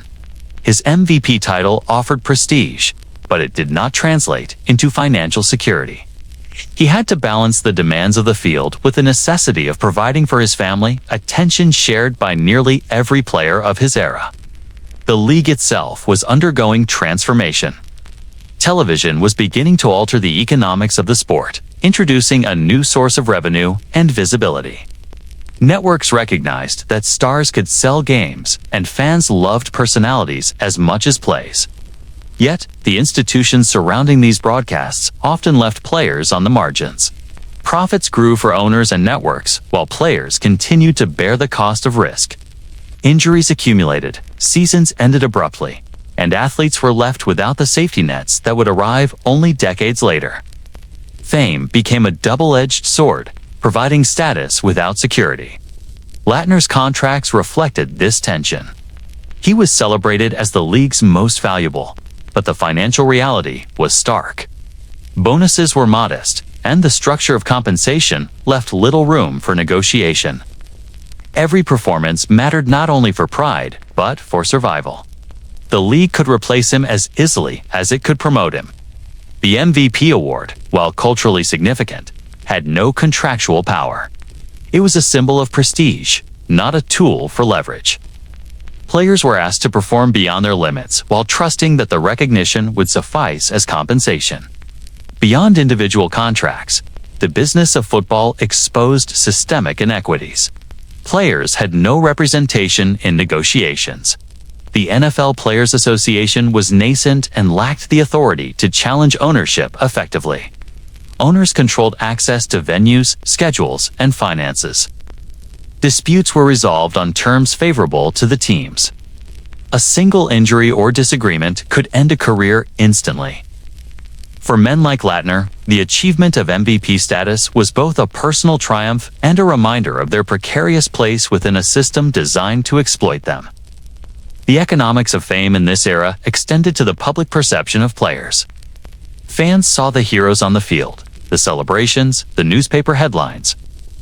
They did not see the negotiations, the unpaid medical bills, or the uncertainty that hung over every paycheck. Lattner, as the first MVP, existed as both a public figure and a private worker, navigating a sport that rewarded visibility more than actual well-being. His fame brought admiration, yes, but it also reinforced the expectation that he would endure everything without complaint, that he would continue to generate value while sacrificing his own security. Contracts rarely accounted for long-term health. Men who suffered career-ending injuries received minimal support. Medical treatment was limited and often out of pocket. The league had not yet developed structures to support players after their retirement. Many of Lattner's contemporaries were forced to find employment outside football, often in jobs that paid less than what they had earned during their short athletic careers. Their bodies were weakened, their reputations tied to a system that had little interest in their post-football well-being. The allure of football was undeniable.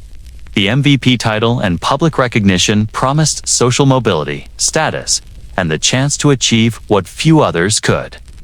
Yet the system demanded total commitment in return for rewards that were often symbolic rather than practical. Lattner's life illustrates this paradox. He reached the pinnacle of success, yet he did so in an environment where recognition did not protect him from the economic and physical risks of his profession.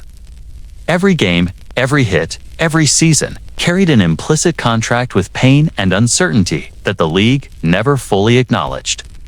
Television and media played an ambivalent role. While they amplified fame, they also amplified pressure. Players were expected to perform not only for the stadium, but for the millions watching at home. Ratings mattered. Stars sold tickets. They were instruments of revenue, sometimes more than human beings with needs. Lattner experienced this firsthand as the league's first MVP. Public acclaim grew, while protections did not. The spotlight created demand for endurance, often at the expense of safety. He became a case study in the human cost of a business driven by spectacle. Economic exploitation was not malicious, it was structural. The league's priorities lay in survival and growth. Players were necessary, but their welfare was secondary. Teams sought to maximize wins and revenue while minimizing costs. Injured players were liabilities. Stars were assets until their performance waned. Lattner's MVP status made him an asset, but it did not change the underlying reality. The system was designed to extract value and move on. The more he gave, the more the league prospered, while he absorbed risks with little guarantee of compensation or care. The story of Johnny Lattner's MVP season is inseparable from this context. His achievements were extraordinary, but they were also purchased at a cost invisible to the public. Every yard gained, every tackle avoided, every touchdown celebrated masked a reality of financial and physical precarity. He existed as a hero and a worker, simultaneously adored and exposed. And the tension between those roles defined much of his life after the field. In the broader context of the 1950s NFL, Lattner's experience was emblematic of the era. Fame was fleeting, contracts were restrictive, and the economics of the league favored ownership above all. Yet the sport thrived. Fans witnessed legends, celebrated triumphs, and cheered for stars like the first MVP without knowing the sacrifices behind each accomplishment. The business of glory was structured to reward performance in the moment, not survival over a lifetime. Lattner carried both the accolades and the consequences. He embodied the paradox of the league. It created heroes to inspire, yet it demanded more than most could give. The economics of his fame were clear in hindsight. The system had extracted more than it had returned, leaving him with recognition that shone brightly but did not protect him from the very human costs of his profession. His life after football reflected the reality of being valuable in a league that measured worth by performance, not longevity, a truth that remains central to understanding the early NFL. Professional football in the 1950s was a mirror of American society, reflecting both its promises and its inequities. The league was becoming a national pastime, yet it was not immune to the divisions of race and class that permeated the country. Who was celebrated and remembered was often determined as much by identity as by achievement. Johnny Lattner, the league's first MVP, navigated a landscape that offered privilege in certain forms but withheld it in others. His story illuminates how recognition in the early NFL was shaped by forces far beyond the gridiron. The league was formally integrated after World War II, but the reality was uneven. Black players were allowed to compete, yet they faced discrimination on and off the field. Travel posed constant obstacles. Some hotels refused service, certain restaurants barred entrance, and teammates and opponents alike often held prejudiced views. Media coverage reflected similar bias. White players were more frequently praised, profiled, and immortalized. Black players, even when exceptional, were often described in ways that emphasized physicality over intelligence or leadership. Recognition was conditional, selective, and reflective of societal hierarchies rather than merit alone. Class also shaped who received attention. Many players came from working-class backgrounds, but subtle differences influenced opportunity. College pedigree mattered. Players from prestigious programs received media coverage and scouting attention far more readily than those from smaller schools or less affluent communities. Lattner's trajectory benefited from this system. His college success and social position amplified his visibility, making him a candidate for accolades like the MVP. Others, equally skilled, were overlooked simply because they did not occupy the right social space or attract the attention of influential scouts and journalists. The intersection of race and class created a hierarchy of memory. White, college-educated, middle-class players were the default heroes. Their narratives fit the public imagination: disciplined, modest, and relatable, while still exceptional. Black players, immigrant players, and those from working-class urban neighborhoods often faced a double burden. They had to perform at the highest level while simultaneously navigating systemic bias that threatened to obscure their contributions. Recognition was never guaranteed, and the public memory of the league was shaped by who the media and owners chose to elevate. For Lattner, this environment was both enabling and limiting. His ascent to MVP reflected his extraordinary talent, but it was also facilitated by his position within the social hierarchy of the time. He could access media exposure, endorsements, and opportunities in ways others could not. His story would be recorded, celebrated, and remembered. Meanwhile, many of his contemporaries, equally capable but less advantaged by race or class, vanished from public consciousness despite comparable achievements. The system favored certain identities, and memory followed those lines.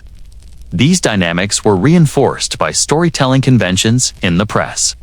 Writers framed narratives around archetypes of heroism that appealed to mainstream audiences. Intellectual brilliance on the field was often attributed to white players, while the skill and agility of black players were described as natural or instinctive.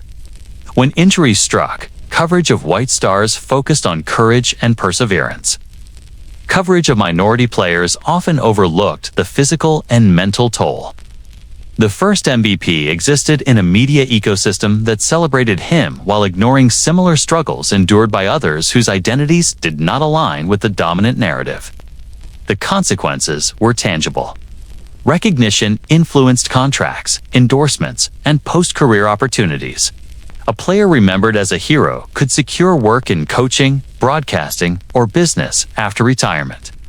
A player whose accomplishments were marginalized often faced obscurity, limited income, and physical decline without public support. Memory and opportunity were linked, and both were influenced by factors far removed from talent or dedication. Lattner benefited from visibility, yet his story also demonstrates the fragility of fame in an era where identity determined who was immortalized. Race and class intersected with the culture of toughness in complex ways. Players were expected to endure physical punishment without complaint, yet who was praised for that endurance depended on perception. A white middle-class player could be described as brave and heroic. A black player could be described as reckless or wild. The same act of endurance was interpreted differently depending on the identity of the individual. This shaped legacies, ensuring that memory favored those already positioned to receive it. Lattner's rise in recognition, therefore, was not simply the result of performance, but of a system that selected which performances were deemed worthy of celebration. The impact extended beyond the field. Fans absorbed these narratives, shaping public perceptions of who football heroes could be. Children grew up idolizing players whose stories matched dominant social ideals.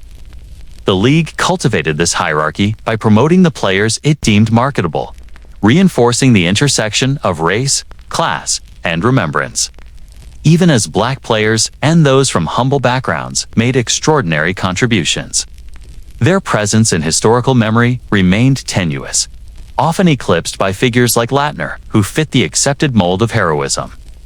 This selective recognition had long-term consequences for the sport. The legends and mythologies that persisted were filtered through lenses of race and class. Statistics and accolades were insufficient to secure memory. They required alignment with societal expectations. Lattner's story, preserved in part because of his identity, provides a window into how the early NFL constructed its heroes and how systemic forces shaped who would be remembered. It reveals a broader truth. Football greatness in the 1950s was inseparable from the structures of American society, and legacy was determined as much by context as by performance. Despite these inequities, players across lines of race and class endured extraordinary challenges. They survived injuries, poverty, and social prejudice. They laid the foundations of a sport that would later achieve massive wealth and cultural dominance. The first MVP's narrative exists alongside theirs, but it also highlights the uneven nature of fame.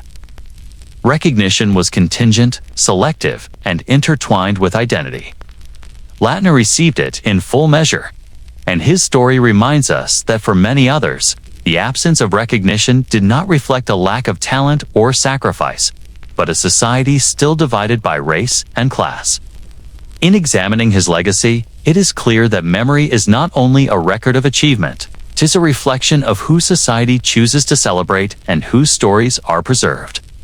Lattner's MVP season stands as a testament to excellence in football, but it also stands as a cautionary tale about selective remembrance. The triumphs of some became part of public consciousness, while others remained invisible. To understand the full history of the NFL, one must consider both the celebrated figures and those whose contributions were muted by social hierarchies. Johnny Lattner's life after football would continue to reflect this tension. He carried the honor of being the first MVP, yet he also experienced the solitude that accompanied being remembered in isolation.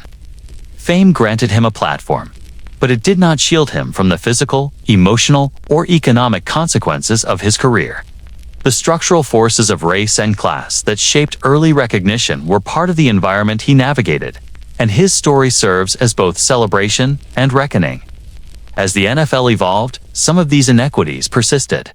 Players who fit certain archetypes were promoted, honored, and immortalized.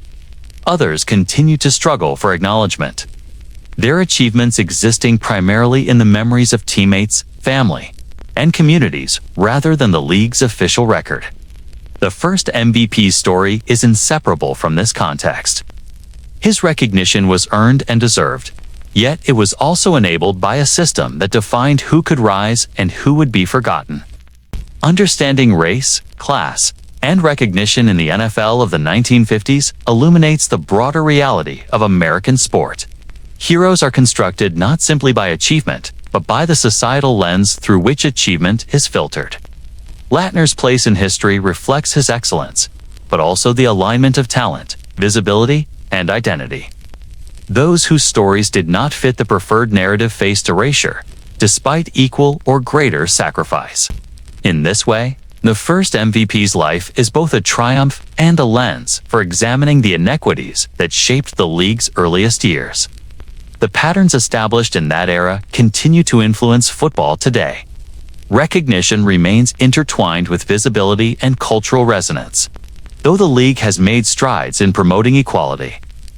Looking back, it is impossible to separate Lattner's achievements from the context in which they were attained. His legacy is not just about individual success, it is about the structures that determined who would be remembered and how. In the 1950s, newspapers were the primary lens through which Americans experienced professional football. Radio broadcasts reached homes, but print defined legacy. The written word created heroes and framed the narrative of the sport, shaping public perception long before television became dominant. For Johnny Lattner, the league's first MVP, the press was both a ladder and a cage. It elevated him, mythologized his talent, and ensured his name would be remembered. At the same time, it obscured the costs of his achievements, burying the truths that existed behind the headlines and statistics. Newspapers of the era operated under a model that prized storytelling as much as reporting. Sports sections were filled with hyperbolic accounts of feats on the field, depictions of athletes as paragons of virtue and courage. Writers described tackles that bent knees and bruised ribs as evidence of heroism. A game-ending run was elevated to the level of poetry. The MVP's achievements were chronicled in this way, with language designed to inspire awe, admiration, and loyalty. Fans read these accounts and internalize them, creating an image of Lattner that was larger than life, untouchable, and perfect. But myth comes at a cost. Newspapers rarely examined the injuries, the sleepless nights, the hidden pain behind the game. They ignored the complex human dimensions in favor of clarity, drama, and marketable narratives. Stories of men limping off the field, of nights spent struggling with concussion symptoms, of financial precarity, were absent or reduced to passing lines. Lattner's image was carefully curated, intentionally or not, to focus on triumph rather than consequence. The press presented a man who embodied endurance and skill, leaving readers to assume that greatness required no personal sacrifice beyond effort and talent. Editors understood that the public wanted heroes, not complexity. The MVP, as a newly minted institution in the league, became a symbol of the sport's legitimacy. His accolades were front-page material, celebrated for demonstrating the NFL's rise from regional pastime to national spectacle. Writers emphasized character traits that resonated with post-war audiences: humility, discipline, and perseverance. These traits reinforced an aspirational narrative, presenting players not only as athletes but as exemplars of societal values. The reality of exhaustion, injury, and psychological strain was inconvenient to the story. Media influence extended to framing the very rules of memory. Players were immortalized through repetition. Newspapers covered achievements consistently, reinforcing recognition, while omissions created silence around unreported struggles. Lattner's games were dissected play by play, statistics cataloged, awards highlighted. Meanwhile, injuries that would later define his post-football life were relegated to passing mentions, leaving an incomplete record for historians and fans alike. Memory, in this sense, was curated by the media as much as by performance. Public perception followed this constructed narrative. Fans believed that players were stronger, tougher, and more invulnerable than they truly were. The MVP's accolades became synonymous with invincibility, a myth that did not account for the quiet collapse taking place behind closed doors. Letters from fans reinforced this belief, praising endurance while unknowingly encouraging continued risk. The pressure to meet the expectations created by newspapers was relentless. Lattner carried the weight of both the sport and its portrayal in print, a dual burden that shaped his every move on the field. Rival newspapers contributed to the amplification of myth. Competition drove editors to embellish, to dramatize, and to craft stories that would capture attention. Game recaps were often written with flourish, emphasizing the excitement while simplifying context. Injuries were downplayed, contentious plays were narrated to favor a compelling story, and complex realities were smoothed into digestible narratives. Lattner's MVP season was celebrated as a triumph of talent and will, with little consideration of the hidden sacrifices that enabled it. The media, intentionally or not, became an engine of selective memory. Profiles and feature articles reinforced the public image. Writers highlighted his background, work ethic, and college achievements, emphasizing narratives that resonated with readers. The human cost of his performance was rarely examined in depth. Chronic pain, anxiety, and the psychological impact of repeated injuries were absent from public reporting. The resulting perception was that Lattner had mastered not only the game, but himself, achieving greatness without consequence. This perception would endure long after his playing days ended, influencing how he was remembered in the annals of football history. The media also shaped comparisons. Future stars were measured against Lattner, positioned in relation to the myth he had become. The press established benchmarks for excellence, often ignoring nuances that might complicate the story. Players were categorized simplistically as heroes, journeymen, or cautionary examples. Lattner's achievements became a standard by which all others were judged, ensuring his place in collective memory, but simultaneously minimizing recognition of other players who faced similar or greater challenges without the same narrative support. Reporters did not ignore tragedy entirely, but when it appeared, it was often framed through moral or inspirational lenses.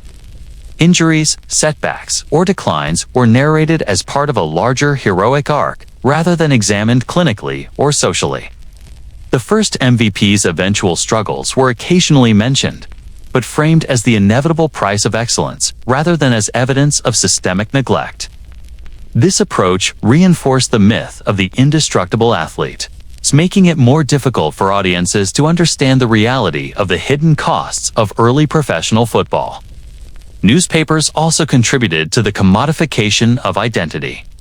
Coverage emphasized certain traits, background stories, and public personas, turning players into symbols of broader social ideals.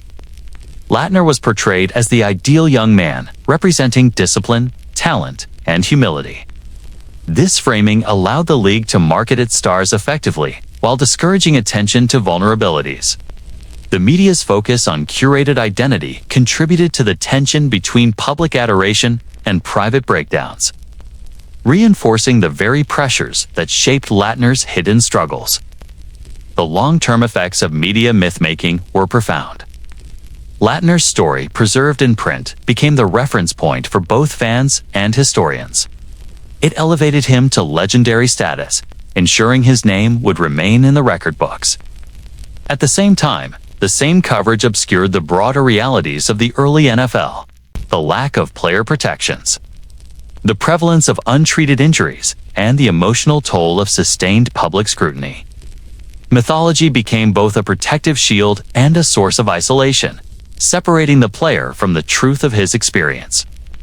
In examining the role of newspapers, it becomes clear that they did more than report events. They constructed the narrative of professional football in its formative years. Heroes were chosen, stories were highlighted, and legacies were shaped by the pen as much as by the play. For Lattner, the first MVP, this meant that his triumphs were celebrated endlessly, while the costs of those triumphs remained largely invisible. Memory was selective, identity was curated, and the truth behind the myth persisted quietly in the private corners of his life. The media machine created a version of football that emphasized spectacle, heroism, and endurance. It shaped how fans remembered victories and defeats, how young athletes imagined the game, and how the league itself understood its own history. Lattner's experience illustrates the dual nature of this influence. He benefited from publicity, recognition, and enduring fame. He also bore the weight of a narrative that demanded perfection and obscured pain. The The machine that elevated him to legend simultaneously concealed the human cost of his greatness. In the end, the story of the first MVP demonstrates the power of media to define reality in ways both enduring and deceptive. Newspapers immortalized him, preserved his achievements, and celebrated his courage. They also buried the truths that history would eventually uncover. Lattner's triumphs were real, yet so were his struggles. To understand his legacy fully, it is necessary to read between the lines, to consider not only what was written, but what was left unsaid. The media machine created myths, but it also left behind a record from which careful examination can recover the hidden realities of early professional football. Every career has a turning point. For some, it is a quiet moment of recognition. For others, a sudden shift that alters everything. For Johnny Lattner, the first MVP of the NFL, that moment arrived in a single play. A collision that would define the trajectory of the rest of his life. It was not a spectacular highlight, not a dramatic last-minute tackle or a game-winning run. It was a moment that, in its simplicity, contained the full weight of consequence, a reminder that even the strongest bodies and the most disciplined minds are vulnerable to the unyielding demands of professional football. The play occurred during a mid-season game that seemed like any other. Fans filled the stadium, unaware that they were witnessing the final chapter of a career built on speed, agility, and calculated precision. Lattner had been performing at a high level, carrying the team with the kind of quiet confidence that earned him the MVP title. He was celebrated for his balance, for the way he seemed to anticipate danger before it arrived, and for his uncanny ability to shift weight and momentum in ways that left opponents grasping at air. Yet even the most precise player could not avoid the inevitable. The injury was sudden and violent. A routine tackle, the kind that had been endured countless times, transformed into a catastrophic event. Lattner collided with an opponent, his body twisting in a way that doctors would later describe as severe and complex. The stadium gasped, a collective awareness that something had gone wrong sweeping through the stands. Teammates rushed to his side. The applause that had accompanied so many of his previous successes was replaced by silence, a recognition that this was no ordinary setback. Something fundamental had changed. Immediately, the effects were clear. Pain was overwhelming, unrelenting. The medical staff on the field worked quickly, but the era's understanding of injury was limited. Protective measures were basic, and long-term consequences were not yet fully appreciated. Lattner was helped off the field, his face pale, his composure strained. In that moment, the public narrative and the private reality diverged sharply. Fans saw a man injured and presumably resilient. Behind the scenes, Lattner faced a personal reckoning. He was confronted with the fragile limits of the body he had relied on for glory, speed, and identity. Recovery was arduous and incomplete. Physical therapy existed, but was rudimentary by modern standards. Lattner endured months of treatment, yet the injury never fully healed. Attempts to return to form were met with recurring pain, diminished mobility, and the gnawing knowledge that his peak would not be repeated. Each practice, each game, became a reminder of what had been lost. The first MVP, once celebrated for his invincibility, was now forced to confront the limitations imposed by his own mortality. The fall extended beyond the physical. Confidence, previously unshakable, began to erode. Lattner questioned each movement, each decision on the field. What had once been instinctive now required conscious effort, and hesitation became part of his play. Opponents sensed vulnerability, exploiting it with calculated aggression. Every yard gained was a negotiation with a body that refused to respond as it once had. The mental toll of the injury compounded the physical, producing a stress that was invisible to the fans, but deeply felt by the man who had once commanded the league. The broader context of the NFL amplified this personal tragedy. The league was not equipped to accommodate players in recovery. Contracts were short, protections were minimal, and the pressure to perform was constant. Lattner's standing as the first MVP did not insulate him from the realities of a business that valued immediate contribution over long-term welfare. There were no guarantees, no safety nets. Each game played after the injury carried both risk and expectation, and the weight of those expectations weighed heavily. The fall was as much professional as it was physical, a collision of bodily vulnerability and institutional indifference. Teammates responded with empathy, admiration, and concern. Yet the culture of toughness meant that discussion of limits was discouraged. Lattner faced the unspoken rule that to question one's ability was to risk being perceived as weak. He endured the dual burden of healing and proving he could still compete. Every step of rehabilitation was a negotiation with pride, identity, and the lingering public perception of the indestructible MVP. The private reality of struggle collided with the enduring myth, creating an internal conflict that would define his post-injury existence. Family life also bore the consequences of the fall. The man who had been celebrated in public returned home with pain etched into every movement. Nights were restless, mornings were slow. Emotional strain followed physical limitation. The first MVP, once a figure of joy and triumph, now faced the slow dismantling of his previous life. Personal interactions were colored by frustration and fatigue. Loved ones witnessed the transformation, the erosion of certainty, and the quiet sorrow that accompanies the recognition that the body can no longer deliver what the mind demands. The fall did not erase achievement. Lattner's MVP season remained intact, a permanent record of excellence. Yet it transformed the meaning of that achievement. The award, once a symbol of invincibility, now carried the weight of vulnerability. It reminded him of what had been possible, of the man he had been, and of the unfulfilled potential that followed. Memory became a bittersweet companion, honoring success while underscoring loss. Lattner existed in the space between past triumph and present limitation, a living embodiment of the cost of professional football. Fans and media responded with a mixture of admiration and expectation. Many assumed he would return fully, interpreting any setback as temporary. Lattner, carrying both pride and fear, navigated these assumptions carefully. He spoke optimistically in public, maintained composure, and avoided signaling defeat. Privately, he confronted the reality that the fall was not a detour, but a definitive turning point.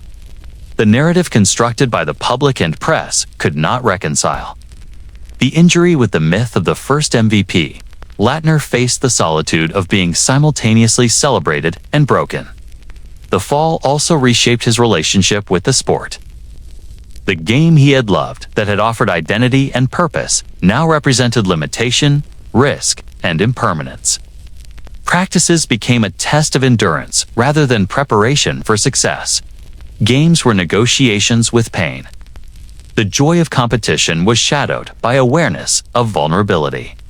Each decision on the field carried higher stakes, and the margin for error narrowed. The physical collapse was inseparable from the psychological and emotional toll, illustrating how one moment could redefine an entire career. In retrospect, the fall was inevitable in a system that demanded extraordinary performance without sufficient protection. Lattner's injury highlights the realities faced by all early NFL players. The physical toll, the pressure to perform, and the absence of structural safeguards. The league celebrated achievement, but did not mitigate risk. Individual resilience was valorized, while institutional responsibility was minimal. Lattner's experience, though extraordinary in its public visibility, was tragically common in the unregulated early years of professional football. The consequence of this fall extended beyond the field. Lattner's post-football life was shaped by limitations that originated in that singular moment. Career opportunities diminished, physical health declined, and the psychological impact of the injury lingered for decades. He remained a figure of admiration, yet the cost of that admiration was profound. The first MVP's experience underscores a fundamental truth about early professional football. The game could create heroes, but it could also destroy them in ways invisible to the audience. The fall of Johnny Lattner is not a story of failure, but of inevitability. It is a story about the intersection of talent, ambition, and vulnerability within a system that demanded everything and offered little in return. It is about the fragility of the human body under extreme stress, the illusions of fame, and the costs of public adoration. His injury marked the end of one chapter, the collapse of the myth of invincibility, and the beginning of a lifelong reckoning with the consequences of professional glory. The stadiums fell silent. The cheers that once roared like thunder now existed only in memory. For Johnny Lattner, the first MVP of the NFL, the transition from the apex of fame to life after football was not gradual. It was abrupt, disorienting, and isolating. The very public identity that had defined him for years vanished almost overnight, leaving a man confronted with silence, physical limitations, and the complex emotional aftermath of a career both celebrated and broken. The roar that once validated every sprint, tackle, and touchdown no longer existed, and with its absence came an unfamiliar weight. Life after football brought a confrontation with the passage of time. Lattner, once celebrated for his agility and speed, faced a body that no longer obeyed with the same precision. Simple tasks were reminders of what had been lost. The MVP title, immortalized in print and memory, could not restore what was taken by relentless competition and injury. Each day became a negotiation with lingering pain, residual injuries, and the knowledge that the world that had cheered for him existed in the past. The exhilaration of victory and the intimacy of camaraderie with teammates were replaced by quiet rooms and personal reflection. Isolation was both physical and emotional. Teammates moved on. The league evolved, and younger generations of players captured the spotlight. Friends and fans who once engaged with his triumphs now assumed he was content in retirement. Unaware of the invisible struggles that accompanied the absence of structured life, shared purpose, and public recognition. Lattner's identity had been forged on the field, measured in yards gained and accolades earned. Without the game, he was left to redefine himself in a society that had rarely acknowledged the costs behind the achievements it celebrated. Public memory, paradoxically, compounded the solitude. Lattner was remembered as a hero, a pioneer, and the first MVP. Yet public recognition often exists as a static image, divorced from the lived reality of the person behind it.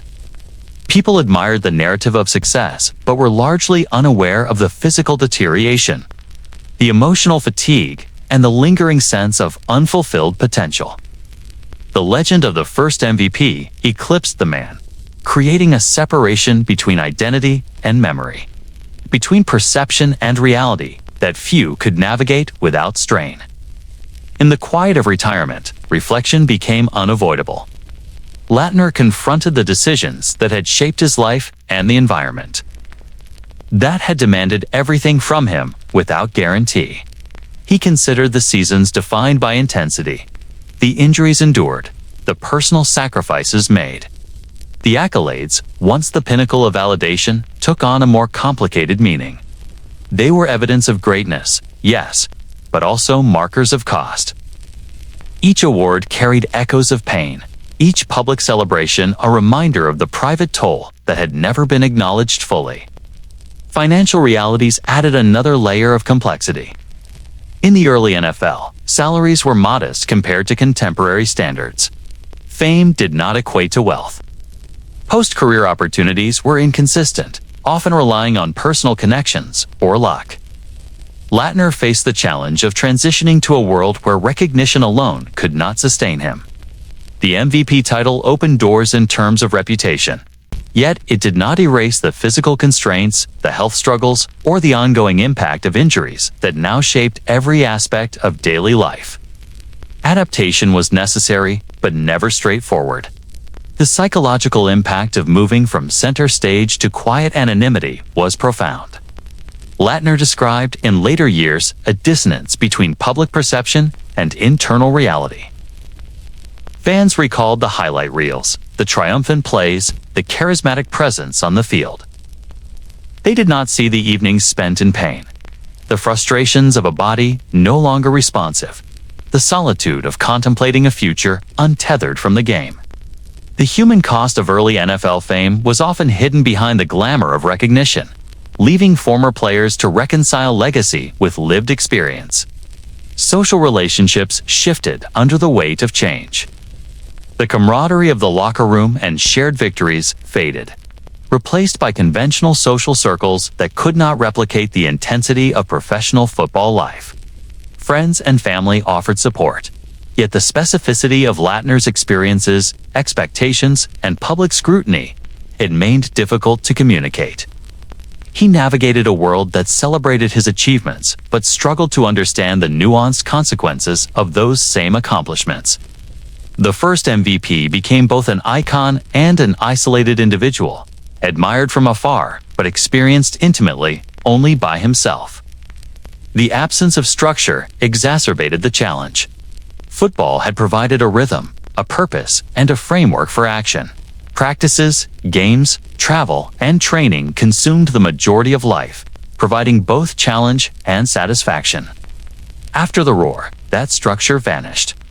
Daily life demanded new routines, new measures of achievement, and new ways to find meaning. For a man whose identity had been inseparable from athletic performance, the adjustment was as much existential as it was practical.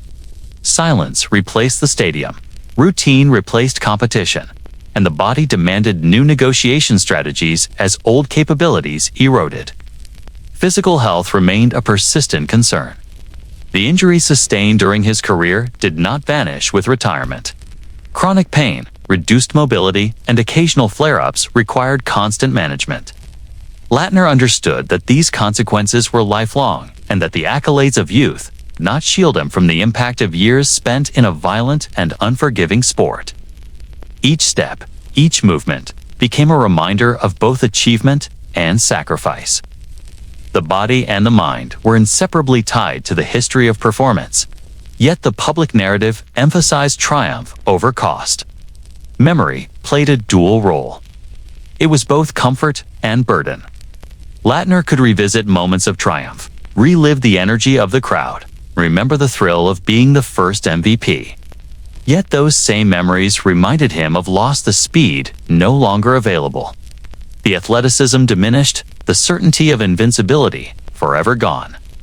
Memory became a landscape where joy and sorrow existed simultaneously, where fame and isolation were intertwined, and where reflection required confronting the stark contrast between past possibility and present limitation.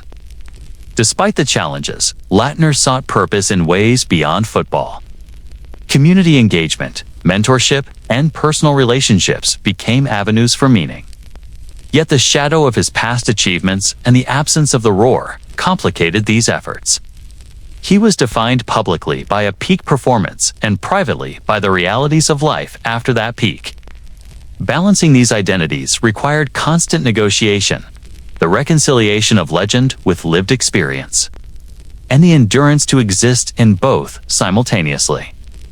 Lattner's experience illustrates a universal truth about early professional football. The moment of retirement, however celebrated, was rarely accompanied by preparation, understanding, or support. The sudden shift from centrality to silence exposed players to emotional, physical, and psychological challenges that were rarely acknowledged. Life after fame demanded adaptation without guidance, reflection without context, and resilience without recognition.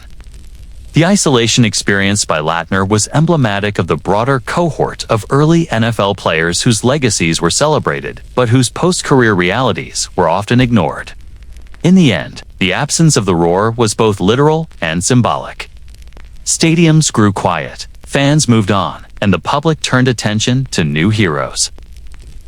For the first MVP, the silence demanded a confrontation with mortality, identity, and consequence. He learned that glory is finite, memory selective, and the human body fragile. Fame, once all-encompassing, provided neither immunity from pain nor a map for life beyond the field. Lattner's journey through post-football life was defined by the negotiation between legend and reality, adulation and solitude, achievement and consequence. The story of After the Roar is the story of transition, reckoning, and resilience. It reveals the human cost of early NFL fame, the limitations of public recognition, and the complex landscape of life after professional sport. Johnny Lattner's isolation and silence remind us that even the most celebrated figures face challenges unseen by the audience. That heroism carries both visibility and vulnerability. And that the end of the public spotlight is often the beginning of the most intimate struggle. Life after professional sports can be unpredictable, even for the most celebrated athletes. For Johnny Lattner, the first MVP of the NFL, the years following his retirement were marked not by triumph or ease, but by a series of struggles that tested both his resilience and his identity. What had once been a clear path defined by training games and public recognition became a labyrinth of uncertainty, punctuated by financial strain, emotional upheaval, and the quiet realization that the world had moved on without him. These were the lost years, a period where the echoes of past glory were persistent but increasingly disconnected from present reality. Financial instability played a significant role in this chapter of Lattner's life. The NFL of the 1950s offered modest salaries, particularly when measured against the physical demands and risks of the sport. Even a player of MVP caliber did not secure the financial freedom modern athletes often enjoy. Lattner, like many of his contemporaries, had relied on football both for identity and for income. After his career-ending injury, the flow of resources slowed dramatically. Savings, investments, and short-term earnings were insufficient to replace the security that the game had provided. The abrupt transition forced difficult choices and a confrontation with economic vulnerability that he had never experienced while playing. The psychological toll of this period was immense. Depression, though rarely discussed publicly in that era, was an unrelenting companion. Lattner, who had spent his entire adult life meeting the expectations of coaches, fans, and teammates, now faced the absence of structure and purpose. Daily routines that once revolved around the discipline of professional training evaporated, leaving a vacuum filled with anxiety and uncertainty. The mind that had once thrived under pressure now wrestled with its own limits, confronting questions of worth, identity, and meaning outside the gridiron. Social isolation compounded the difficulties. Friends from the league moved on, careers progressed, and new generations of players commanded attention. Those who had once cheered for him now celebrated others, leaving Lattner to navigate a world in which fame was fleeting and selective. Relationships that had been defined by the shared intensity of football were no longer available, and building new connections proved challenging. Isolation was both imposed and internal, a reflection of diminished opportunity and the subtle erosion of confidence that accompanies transition from public acclaim to private struggle. Public recognition persisted but became a double-edged sword. The memory of his MVP season ensured that Lattner's name remained in conversations about the league's history. But it also reinforced a comparison between past success and present struggle. Fans remembered the agility, the speed, and the victories.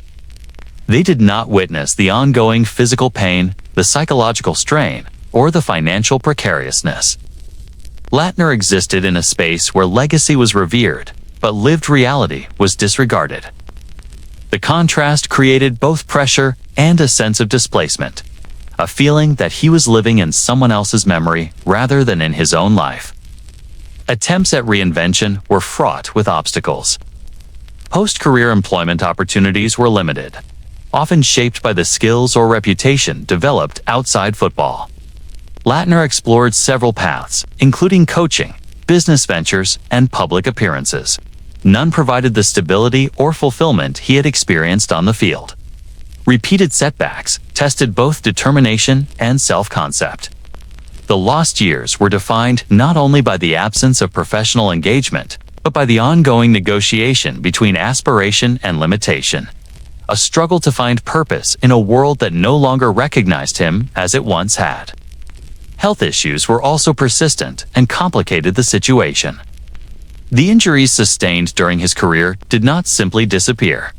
Chronic pain, Mobility issues and recurring discomfort imposed additional constraints on daily life. Medical care in the mid-20th century was often limited, particularly in treating the long-term consequences of athletic trauma.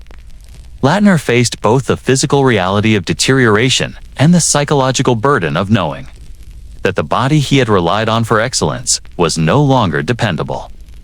These conditions contributed to mood disorders, compounded financial strain, and intensified feelings of isolation. During these years, the concept of identity became central. Lattner had been defined publicly by his talent, resilience, and MVP achievement. With Alpha Field as a stage, he was forced to confront the question of who he was outside the context of football. This process was neither linear nor easy. Attempts to create a life independent of public recognition were met with resistance from internalized expectations. The man who had been lauded for speed, precision, and courage now faced the quiet labor of self-definition without external validation. Every decision was influenced by memory, legacy, and the constant awareness of a body and mind recovering from trauma. Relationships with family were affected as well. Lattner's struggles were often hidden from the public, but deeply felt by those closest to him. Loved ones witnessed fluctuations in mood, recurring pain, and financial difficulty. Attempts at communication and support were complicated by generational expectations and societal attitudes toward mental health. Family became both a source of solace and a mirror reflecting the challenges of transition. The lost years were thus defined not only by isolation, but by the intricate dynamics of private life and the persistence of unspoken burdens. Depression manifested in subtle and sometimes overt ways. Lattner described periods of apathy, restlessness, and a sense of disconnection from his previous identity. He wrestled with feelings of inadequacy and questioned his role in a society that had once elevated him. Sleep was disrupted by both physical discomfort and mental rumination. The inability to engage in the sport that had provided purpose and recognition created a persistent tension, reinforcing the sense of a life untethered and a future uncertain. Community engagement provided intermittent relief, but did not resolve the deeper issues. Lattner contributed to local events, participated in mentoring, and attempted to remain connected to football through coaching or commentary. These activities offered moments of purpose, but they were temporary reprieves rather than sustained solutions. The lost years were characterized by sporadic engagement, efforts to recreate identity, and ongoing confrontation with the limitations imposed by past injuries and current circumstances. Societal attitudes compounded the challenge. In mid-20th century America, discussions of depression, anxiety, or post-career adjustment were minimal. Support structures for retired athletes were virtually non-existent. Lattner navigated these challenges largely alone, relying on personal resilience, intermittent assistance, and limited resources. The result was a prolonged period of struggle, during which he contended with both external pressures and internal conflict. The lost years were not merely a gap in biography, but a complex interplay of mental, physical, and social realities. Public memory, paradoxically, preserved fame even as the present deteriorated.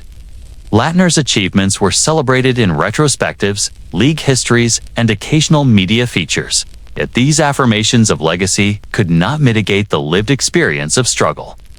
Recognition did not restore mobility, heal chronic injuries, or provide emotional clarity. The contrast between public celebration and private hardship intensified feelings of dislocation, leaving the first MVP to reconcile myth with lived reality. The lost years were also a period of reflection. Lattner came to understand the transience of public adulation, the limitations of institutional support, and the enduring consequences of early NFL demands. These reflections were both painful and instructive. They illuminated the human cost of fame, the physical toll of professional football, and the psychological impact of a life spent under constant expectation. They also revealed resilience, the capacity to endure, and the ability to navigate complex emotional terrain despite ongoing challenges. Ultimately, the lost years are an essential chapter in the story of Johnny Lattner. They demonstrate that achievement in professional sports is inseparable from its aftermath. That the glory of early triumph can coexist with personal hardship, and that the first MVP's life was defined as much by struggle and adaptation as by fame and victory.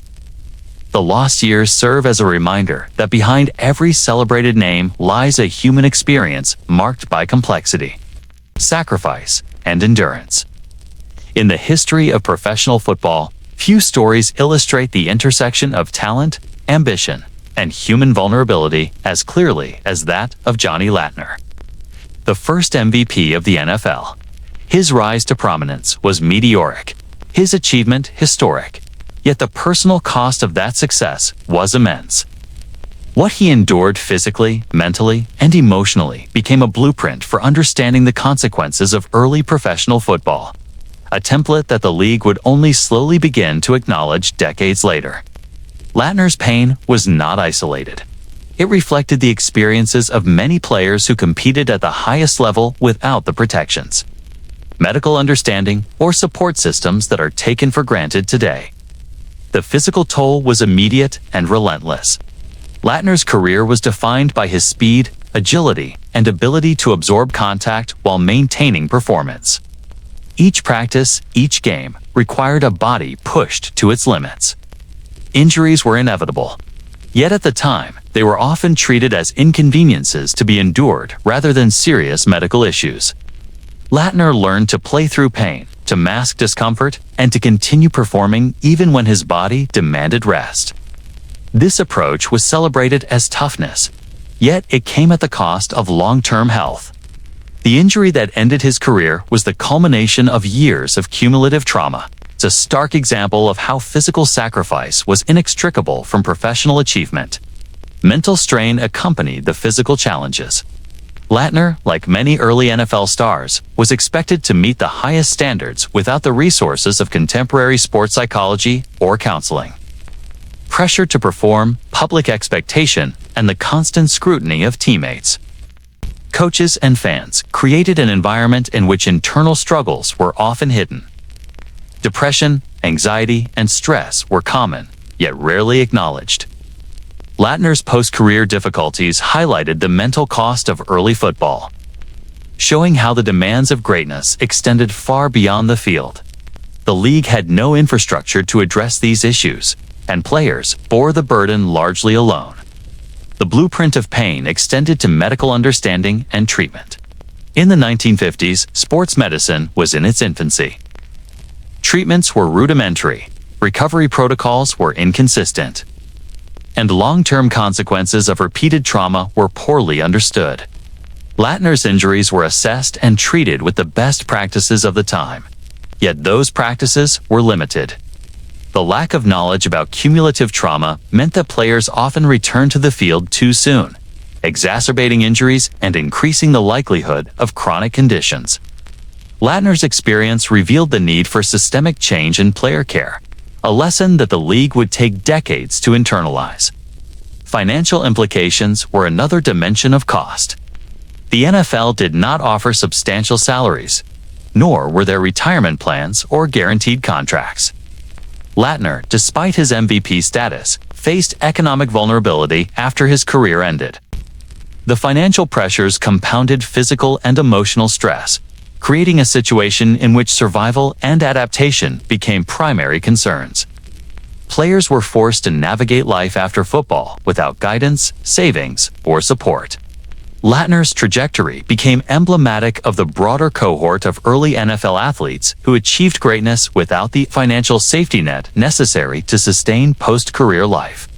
Cultural expectations reinforced the cost. The era celebrated toughness and stoicism, often at the expense of personal well-being. Players who acknowledged pain or limitation risked being perceived as weak, creating a climate in which suffering was internalized rather than shared. Lattner, embodying the ideals of professionalism and resilience, conformed to these expectations. He continued to perform at high levels, masking the reality of his injuries and mental strain. The admiration he received reinforced this culture. rewarding endurance while obscuring the human cost. Lattner's experience also highlighted the cost to identity. Athletes invest not only effort, but their sense of self in their performance. When that performance is compromised or ends, the psychological impact can be profound. Lattner, once celebrated as the best, found himself facing questions about purpose, relevance, and worth outside of football. The transition from public recognition to private struggle was jarring, revealing that greatness on the field does not insulate against the vulnerability of life beyond it. The league's first MVP became a cautionary tale about the human cost of excellence. The systemic implications of Lattner's struggles were far-reaching. His experience, along with those of countless contemporaries, exposed weaknesses in league policies, medical oversight, and player welfare. The patterns of injury, inadequate treatment, and post-career difficulty would inform later reforms, from improved medical protocols to pension plans and support networks. Lattner's story, though personal, became a case study in how professional football demanded extraordinary sacrifices without providing proportional safeguards or long-term security. His pain became a roadmap for institutional change, albeit one learned slowly and often reluctantly. Beyond the league, Lattner's journey influenced public perception of the cost of professional sports. Fans who celebrated victories and accolades rarely witnessed the aftermath of physical trauma, emotional strain, or financial instability. Lattner's life after football challenged the myth of invincibility that surrounded early players, demonstrating that even the most celebrated stars faced vulnerability and consequence. His story contributed to a growing awareness that athletic achievement carries hidden costs, and that the narrative of glory often omits the realities endured behind the scenes. The cost of greatness was also intergenerational. Lattner's experiences informed conversations about safety, ethics, and responsibility in football for decades to come. Coaches, players, and league officials could examine the consequences of early practices and policies through his life, understanding how performance pressures, inadequate medical care, and societal expectations contributed to long-term hardship. Lattner became a touchstone for discussions about player welfare, illustrating how the pursuit of excellence must be balanced with health, sustainability, and human dignity. Ultimately, the cost of Lattner's greatness was multidimensional. It encompassed the body, mind, identity, finances, and long-term well-being. It reflected both personal choices and systemic shortcomings, highlighting the complexity of professional sports as both opportunity and risk. The first MVP's experience demonstrates that accolades, recognition, and historic achievement carry inherent responsibilities, both for the individual and the institution. His life after football serves as a testament to the price paid for excellence, a cautionary guide for understanding the human stakes embedded in professional athletic performance. Lattner's legacy, therefore, is inseparable from his suffering. The MVP award immortalized his talent and success, but the costs he bore reveal a parallel narrative of vulnerability and consequence.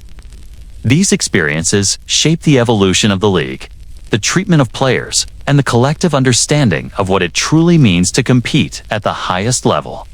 His journey illuminates the profound connection between triumph and sacrifice, demonstrating that the first MVP story is as much about endurance and consequence as it is about glory. In examining Johnny Lattner's life, one recognizes that greatness in professional football is never without price. The accolades, the fame, and the public adoration exist alongside injuries, isolation, and the psychological toll of a career lived at the limits of human capacity. Lattner's story became a blueprint, informing medical protocols, post-career support, and the evolving ethical framework of the league. The first MVP's experience is a reminder that the pursuit of excellence in sport demands vigilance, care, and recognition of the human beings behind the records and trophies. The cost of greatness is a concept that continues to resonate in modern football, where the legacy of early players like Lattner underscores the importance of systemic protections and compassionate oversight. Their sacrifices provided lessons for the generations that followed, ensuring that achievement and welfare are not mutually exclusive. Lattner's life, in all its triumph and hardship, exemplifies the profound intersection of talent, ambition, and consequence that defines professional sports at the highest level. The story of professional football is often told through the lens of individual heroism, statistics, and triumph. Yet, behind every celebrated player exists a network of family and loved ones who endured the consequences of the game alongside the athlete. For Johnny Lattner, the first MVP of the NFL, the pressures of early professional football extended far beyond the stadium and locker room. The physical, emotional, and financial tolls of his career reverberated through the lives of those closest to him, creating a complex web of sacrifice, strain, and unacknowledged hardship. These were the forgotten families, the silent participants in the narrative of early NFL greatness whose experiences were rarely documented but deeply consequential. The intensity of the game dictated family life from the outset. Lattner's rise through college and into the professional ranks required relentless training, travel, and focus. Practices consumed hours each day, travel schedules dictated the rhythm of life, and games commanded emotional and physical investment that left little energy for domestic engagement. Spouses, parents, and siblings found themselves adjusting to a life structured around his career, accommodating absences and unpredictability. The celebration of victory often overshadowed the quiet endurance required at home. Yet the impact on those left behind was profound. Every touchdown, every accolade, came at the cost of shared moments, daily routines, and consistent presence. The post-career period intensified these dynamics. The abrupt end to Lattner's career left him struggling with injuries, financial instability, and emotional challenges. Families were forced to navigate the consequences of these struggles alongside him. Chronic pain and medical needs became shared responsibilities. Economic strain imposed lifestyle adjustments and forced difficult decisions about housing, employment, and long-term planning. Loved ones often became caretakers, mediators, and silent witnesses to struggles that were not visible to the public. The burden of care and support was continuous, reflecting the broader human cost of professional sport beyond the individual athlete. Psychological strain infiltrated domestic life as well. Lattner's identity had been inseparable from football, and its loss produced emotional challenges that affected interpersonal relationships. Periods of depression, anxiety, and frustration influenced communication, patience, and mutual understanding. Families experienced the tension between public perception of continued fame and the private reality of struggle. Friends and neighbors may have celebrated the legacy of the MVP, yet within the home, the lived reality was far more complex. Love and support coexisted with worry, exhaustion, and the challenge of adjusting to shifting roles and expectations. Children, if present, were particularly affected. The absence of a parent due to games, travel, or recovery was compounded by the inconsistency of post-career stability. Daily routines, schooling, and emotional development were influenced by the demands of professional football and the subsequent transition out of it. The first MVP's family experienced firsthand the tension between public pride and private anxiety, witnessing the physical and emotional toll of a career that was both celebrated and punishing. In many ways, the children grew up with an understanding of sacrifice, resilience, and the costs of ambition that went beyond what the world outside could perceive. The pressure to maintain appearances added another layer of difficulty. Families of prominent players were often expected to participate in social obligations, media appearances, and public functions. While these engagements reinforced status and recognition, they also demanded energy and emotional labor. For Lattner's loved ones, the tension between performing as part of a celebrated household and coping with the internal realities of injury, financial uncertainty, and emotional strain was constant.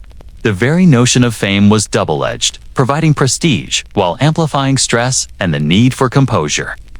Long-term consequences manifested in subtle and persistent ways. Relationships were tested by the combination of absence, stress, and unaddressed emotional needs. Financial instability influenced life choices, housing, and career opportunities for family members. Emotional challenges created communication gaps and tensions that required navigation without external guidance or professional support.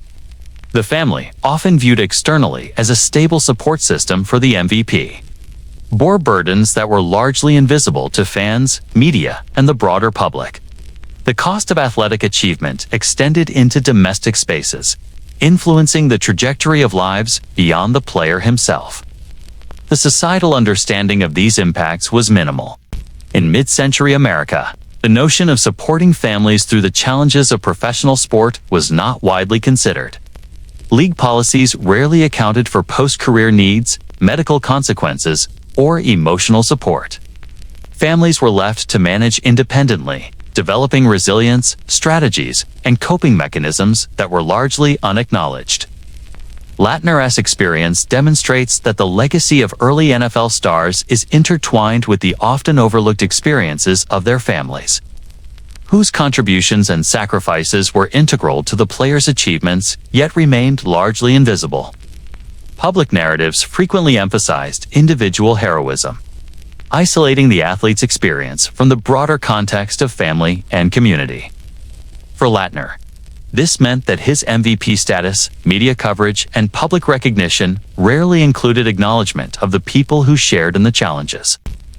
Spouses and children lived in the shadow of both accomplishment and struggle, mediating the consequences of fame while managing the realities of post-career life.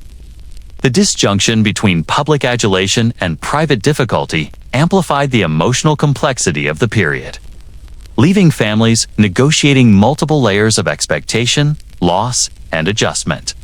Support systems within the household often became the only reliable framework for navigating the challenges of post-football life. Emotional support, practical assistance, and financial management were responsibilities that rested heavily on those closest to Lattner.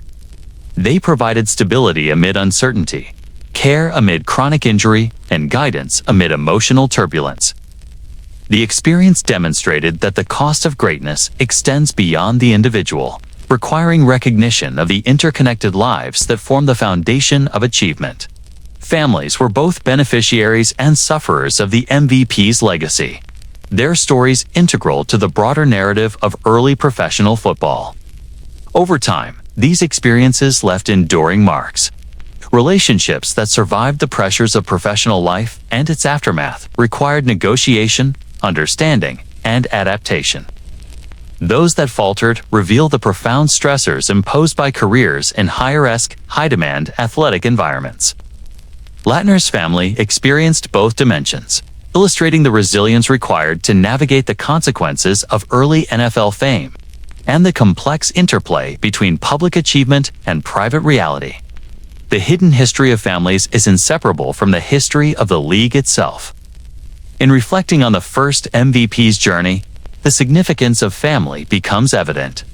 The celebration of athletic achievement often obscures the contributions and sacrifices of loved ones. Lattner's story demonstrates that the cost of professional football is not borne by the athlete alone. It extends into domestic life, shaping relationships, influencing decisions, and impacting emotional well-being.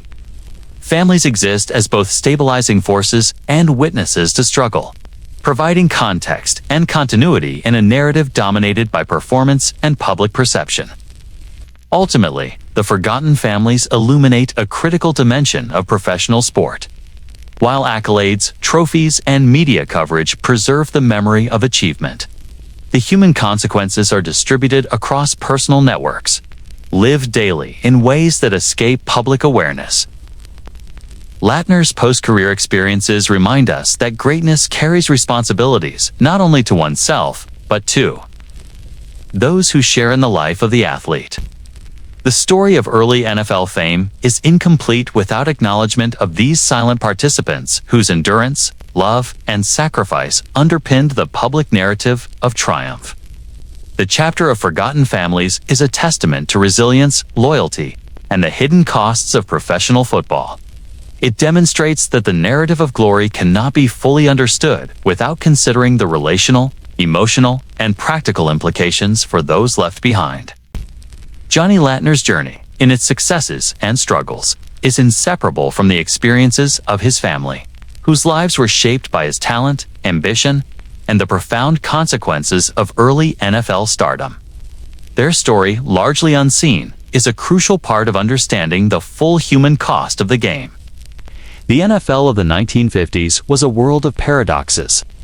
On one hand, it was a stage for remarkable talent, innovation, and rising national attention. On the other, it was an arena where the costs of excellence were hidden, the consequences of violence minimized, and the welfare of players often ignored. The first MVP, Johnny Lattner, became both a symbol of achievement and a silent witness to the league's darker truths. Behind the celebration of skill, speed, and courage existed a system that knew the risks it demanded from players, yet failed to address them adequately. The era's dark secrets were not mysteries so much as uncomfortable truths that were deliberately overlooked. From the earliest days of the league, medical knowledge and player safety were subordinated to performance and entertainment. Teams were aware that repeated collisions, untreated injuries, and chronic physical strain could have long-term consequences. Players suffered concussions, broken bones, torn ligaments, and spinal trauma with alarming frequency. Yet these realities were framed as part of the culture of toughness. Public statements celebrated resilience and durability, while internal concerns were minimized or ignored. Lattner, like his contemporaries, was encouraged to return to the field quickly, to suppress pain, and to prioritize victory over health. The consequences were largely untracked, invisible to fans, and only partially acknowledged by team physicians. The pressure to perform created ethical tension. Coaches, managers, and owners had a vested interest in fielding their best players, regardless of physical condition. Injury reports were sometimes understated, medical advice overridden, and performance expectations rigidly enforced. Lattner experienced this firsthand. His body carried the cumulative trauma of college and professional football, yet league culture valorized endurance. A player who refused to play risked being labeled weak or expendable. The league's tacit approval of these pressures reflected a willingness to prioritize spectacle over human welfare. Players were caught in the middle, expected to absorb risk and maintain performance while the institution benefited from their sacrifice. The issue of long-term consequences was equally obscured. The link between repeated head trauma and cognitive decline was not widely understood. Yet early signs were observable in players like Lattner and his peers. Mood swings, memory lapses, and behavioral changes were often dismissed as personality traits rather than the result of cumulative injury. Players and their families bore the burden silently. The league possessed information about the intensity and frequency of injuries, yet did little to develop preventive strategies or post-career support. In many ways, the era prioritized immediate success over foresight, leaving players vulnerable to consequences that would only manifest years later. Economic realities also contributed to the dark undercurrent.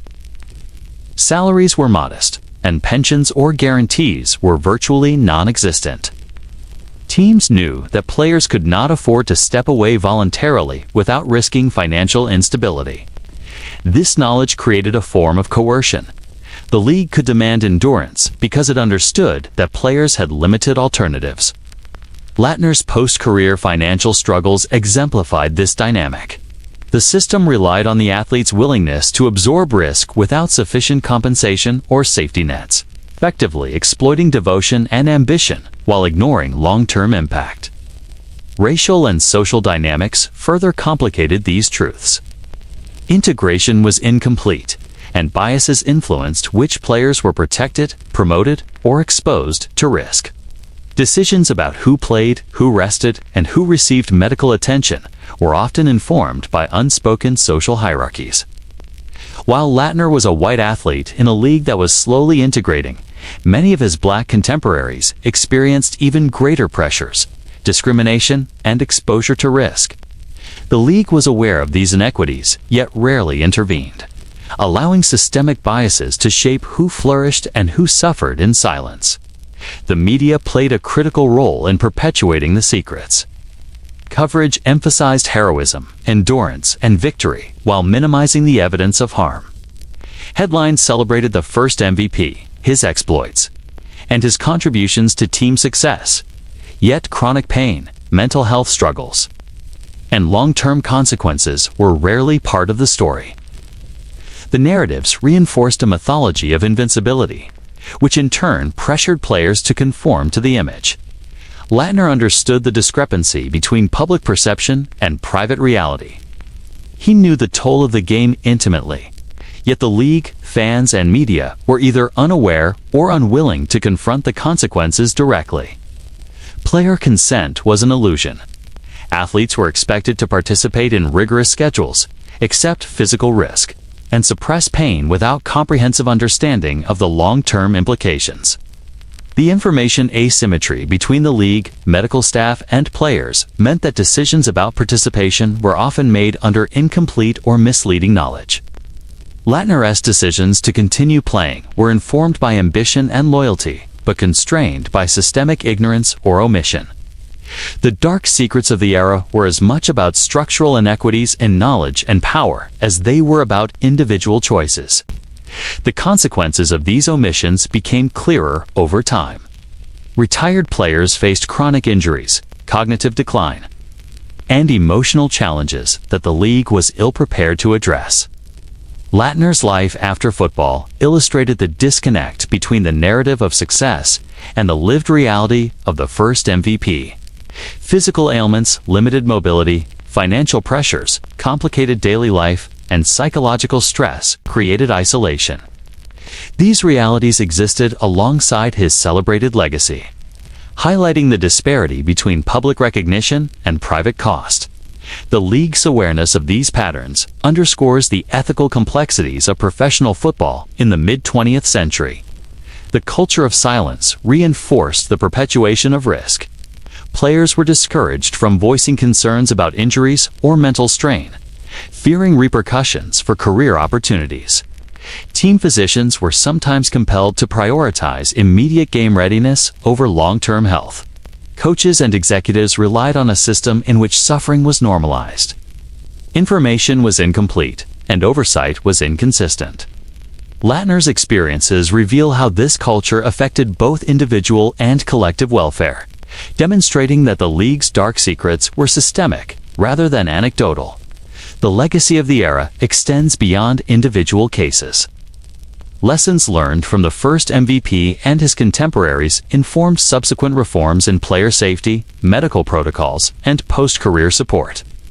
Awareness of cumulative injury, the importance of mental health, and the need for structural protections arose directly from the observation of patterns established in the 1950s.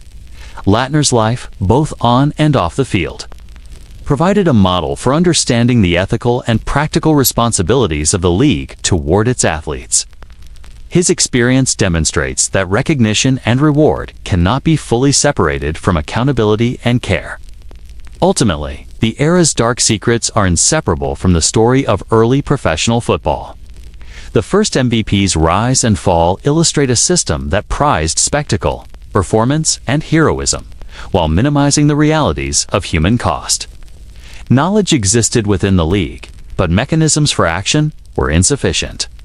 Decisions prioritized short-term success over sustainable well-being, leaving players and their families to navigate long-term consequences largely on their own. Johnny Lattner's narrative is emblematic of this imbalance, providing insight into the hidden structures that shaped early NFL life. Understanding these truths is essential for a complete appreciation of the first MVP story. Lattner's triumphs are inseparable from the context of sacrifice, risk, and systemic oversight that defined the era.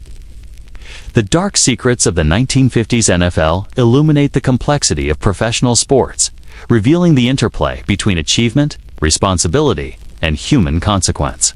They underscore the reality that greatness in football has historically been inseparable from suffering, and that the first MVP's experience serves as both inspiration and cautionary tale. The era's dark secrets, once obscured by mythology and media narratives, provide critical perspective. They expose the limitations of knowledge, the gaps in ethical oversight, and the human cost of performance-focused culture. Lattner's story embodies these lessons, demonstrating how professional football in the mid-20th century demanded more than it gave, extracting physical, mental, and emotional tolls while celebrating public triumph. His life is a lens through which we can understand the complex, often hidden realities of a league built on spectacle, competition, and the enduring consequences of early risk. The story of Johnny Lattner, the first MVP of the NFL, might have seemed unique in its triumph and tragedy. Yet history would prove that the pressures, sacrifices, and hidden costs he endured were far from isolated. As subsequent generations of players ascended to the league's highest individual honor, they too encountered a persistent and invisible burden: the very structure of professional football, with its combination of physical intensity, economic expectation, and public scrutiny, ensured that each new MVP inherited elements of the same unacknowledged curse. Lattner's path had illuminated the risks of greatness, but his successors would confront them in their own bodies, minds, and lives. The accolade of Most Valuable Player, celebrated publicly as a symbol of excellence, carried with it a set of implicit demands. An MVP was expected to perform at the peak of athletic capability, to endure pain without complaint, and to serve as the embodiment of toughness and resilience. In the 1960s and 1970s, players such as Bart, Starr, and O.J. Simpson exemplified this dual reality.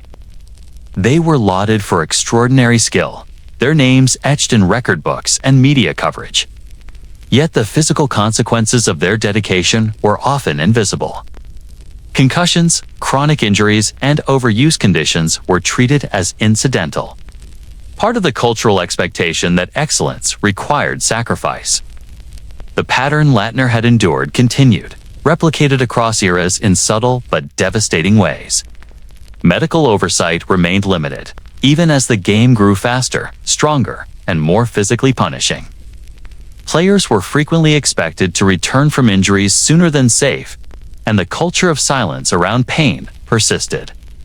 Later MVPs reported headaches, joint pain, and mental strain that echoed the experiences of Lattner.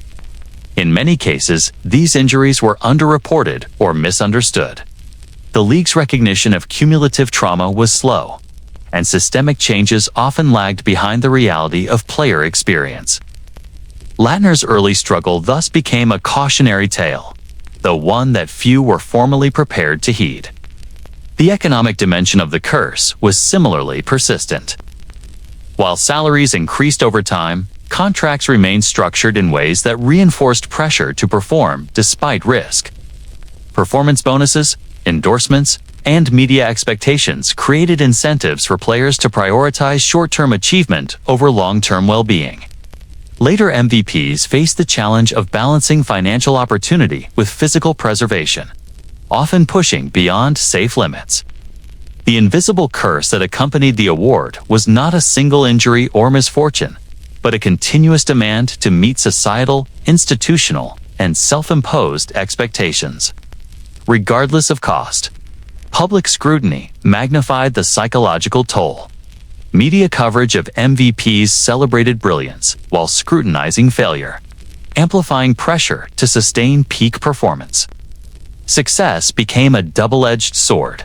Recognition brought fame, yet it also heightened expectation and the fear of public disappointment.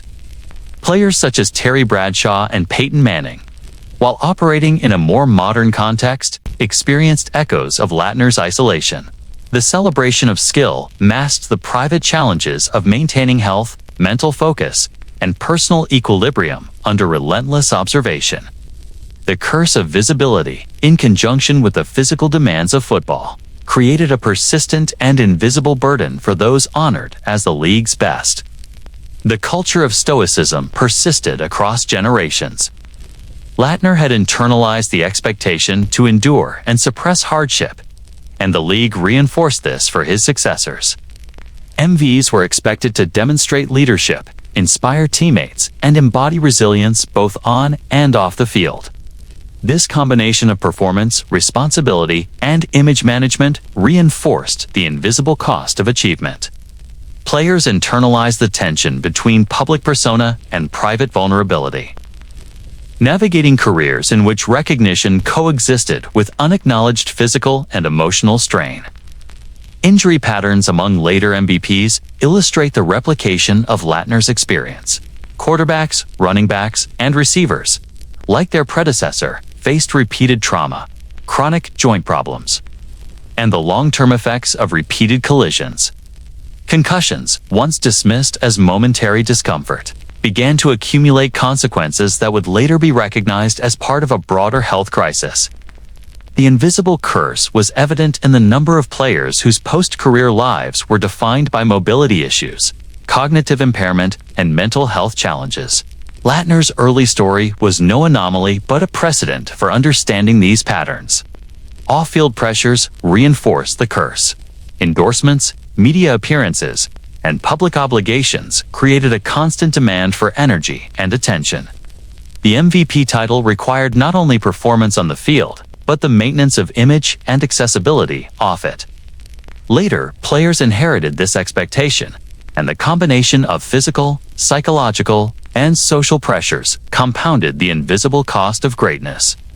Lattner's life demonstrated the first iteration of this dynamic, a blueprint that would continue to shape the experiences of elite players across decades. The familial impact echoed across generations.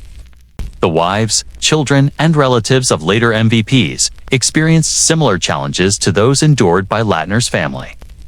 Absences due to games, travel, and recovery, coupled with the psychological strain of post-career transitions, affected domestic life in subtle but profound ways. The invisible curse extended beyond the player, influencing family dynamics, relationships, and long-term planning. Success brought prestige, yet it also brought responsibility and sacrifice that were rarely publicly acknowledged. The legacy of the first MVP shaped league policies and player awareness. The repeated experiences of later MVPs forced the NFL to confront the realities of cumulative injury, mental health, and post-career welfare. Cautionary lessons from Lattner's era informed medical protocols, concussion guidelines, and pension structures. Even as the league evolved, the echo of the invisible curse remained. A reminder that recognition and reward cannot fully insulate against the physical, psychological, and social costs of elite performance. Lattner's influence, though indirect, was persistent. Ultimately, the invisible curse of the MVP title underscores the systemic nature of professional football's demands. Achievement and recognition carried consistent consequences across eras, revealing that the pursuit of excellence was inseparable from risk and sacrifice.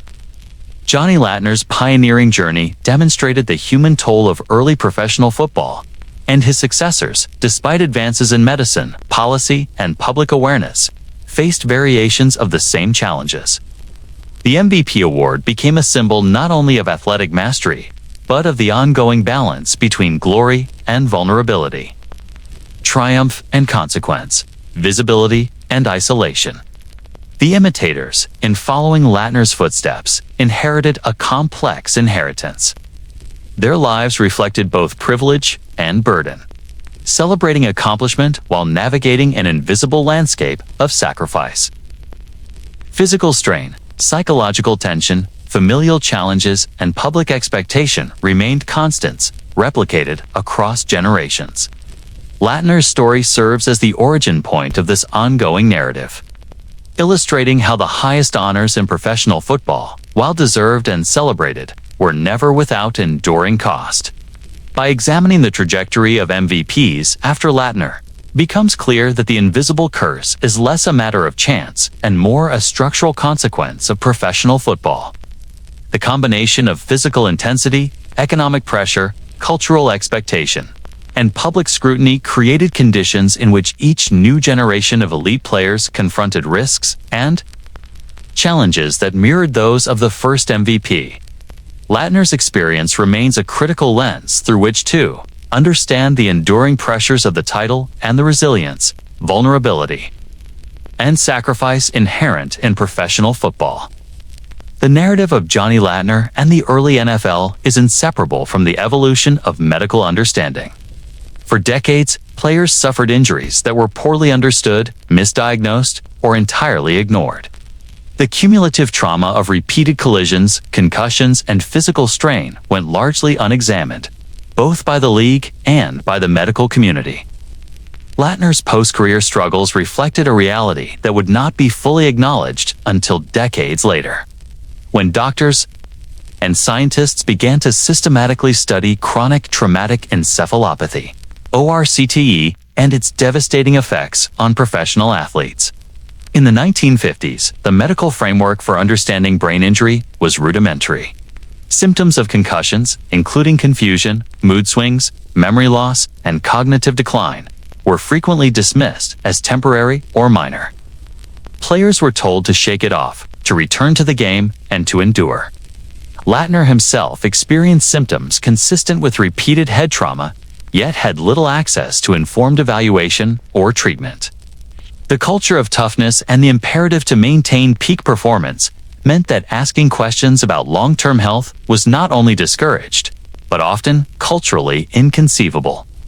Doctors at the time were largely reactive, treating visible injuries such as broken bones or lacerations while overlooking the invisible damage accumulating in the brain.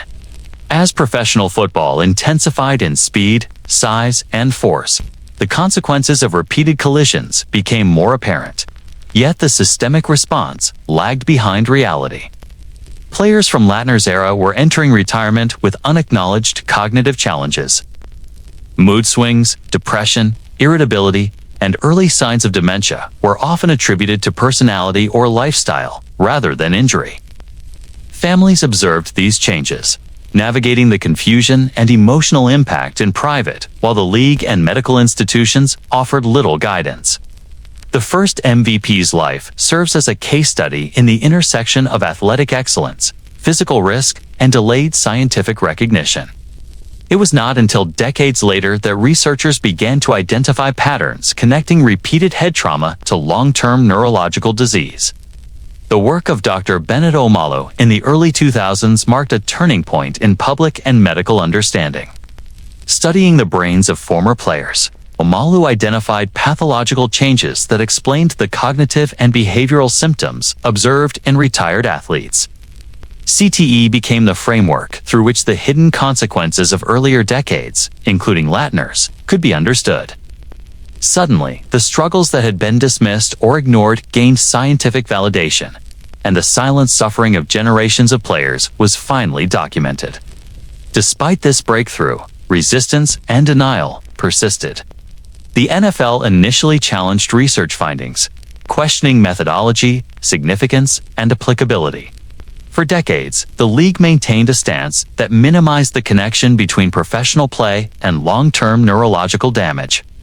This denial delayed systemic interventions and contributed to ongoing risk for both former and current players. Lattner's story, situated within this context, exemplifies the consequences of institutional inertia.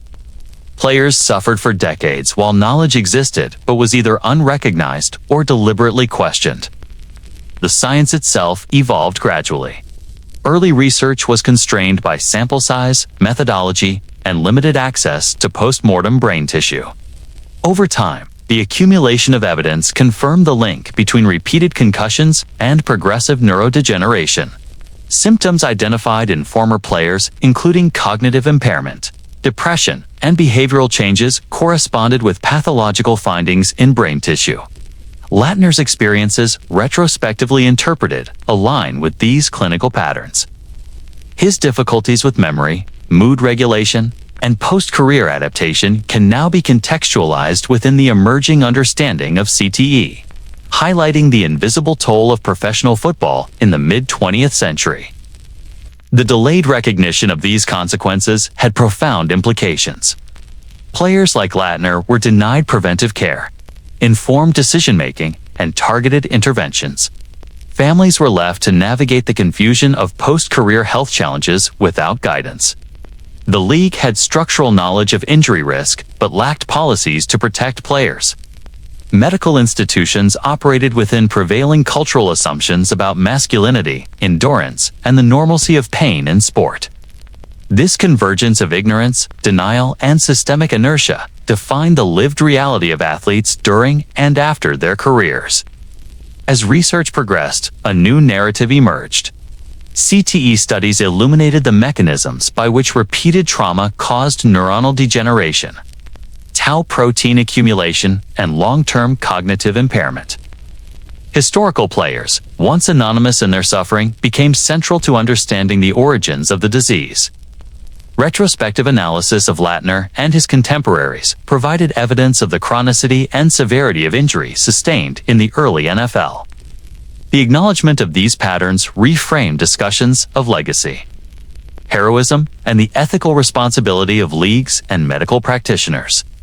The intersection of science and policy became unavoidable. Medical findings prompted lawsuits, rule changes, and the development of concussion protocols. Player safety initiatives, including helmet technology improvements, post-concussion evaluation, and return-to-play guidelines, emerged directly from the work that validated the suffering of earlier generations. Lattner's story, though occurring long before these interventions, became emblematic of the necessity for systemic reform. The lived experience of early MVPs informed the moral and practical imperative to protect those who followed. Psychological impact was equally significant. The recognition of CTE allowed families, researchers, and players to contextualize previously inexplicable behaviors.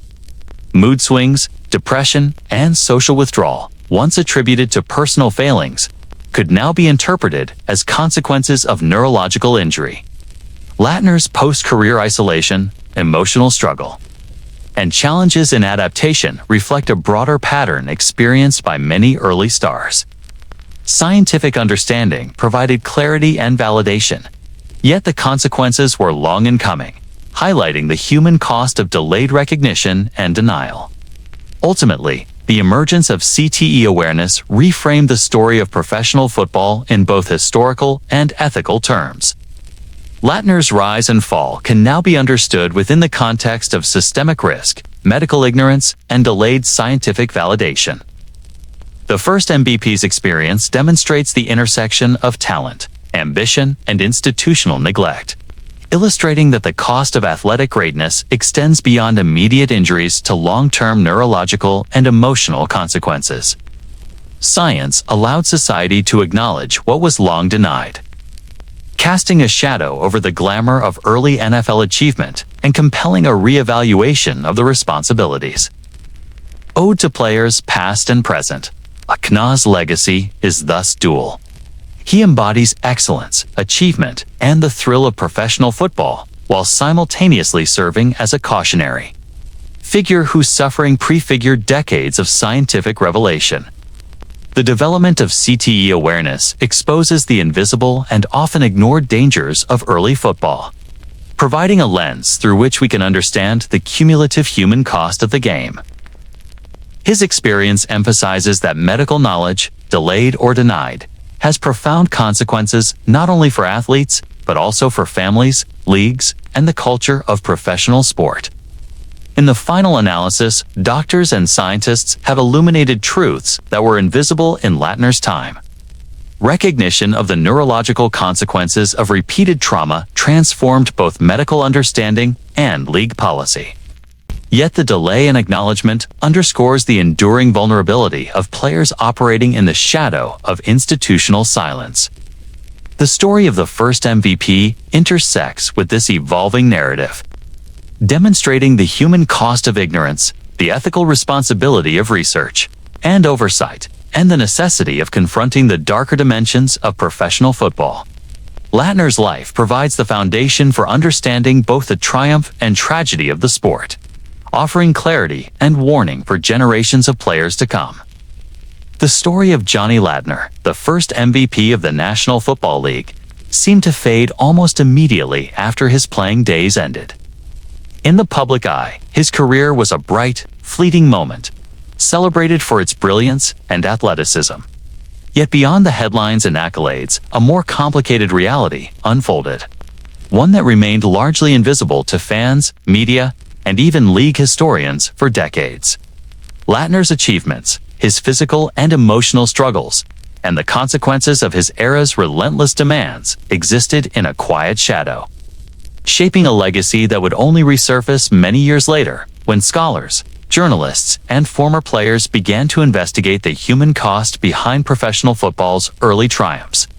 In his time, Lattner was both celebrated and understood imperfectly. The press glorified his on-field performance, chronicling his speed, agility, and game intelligence.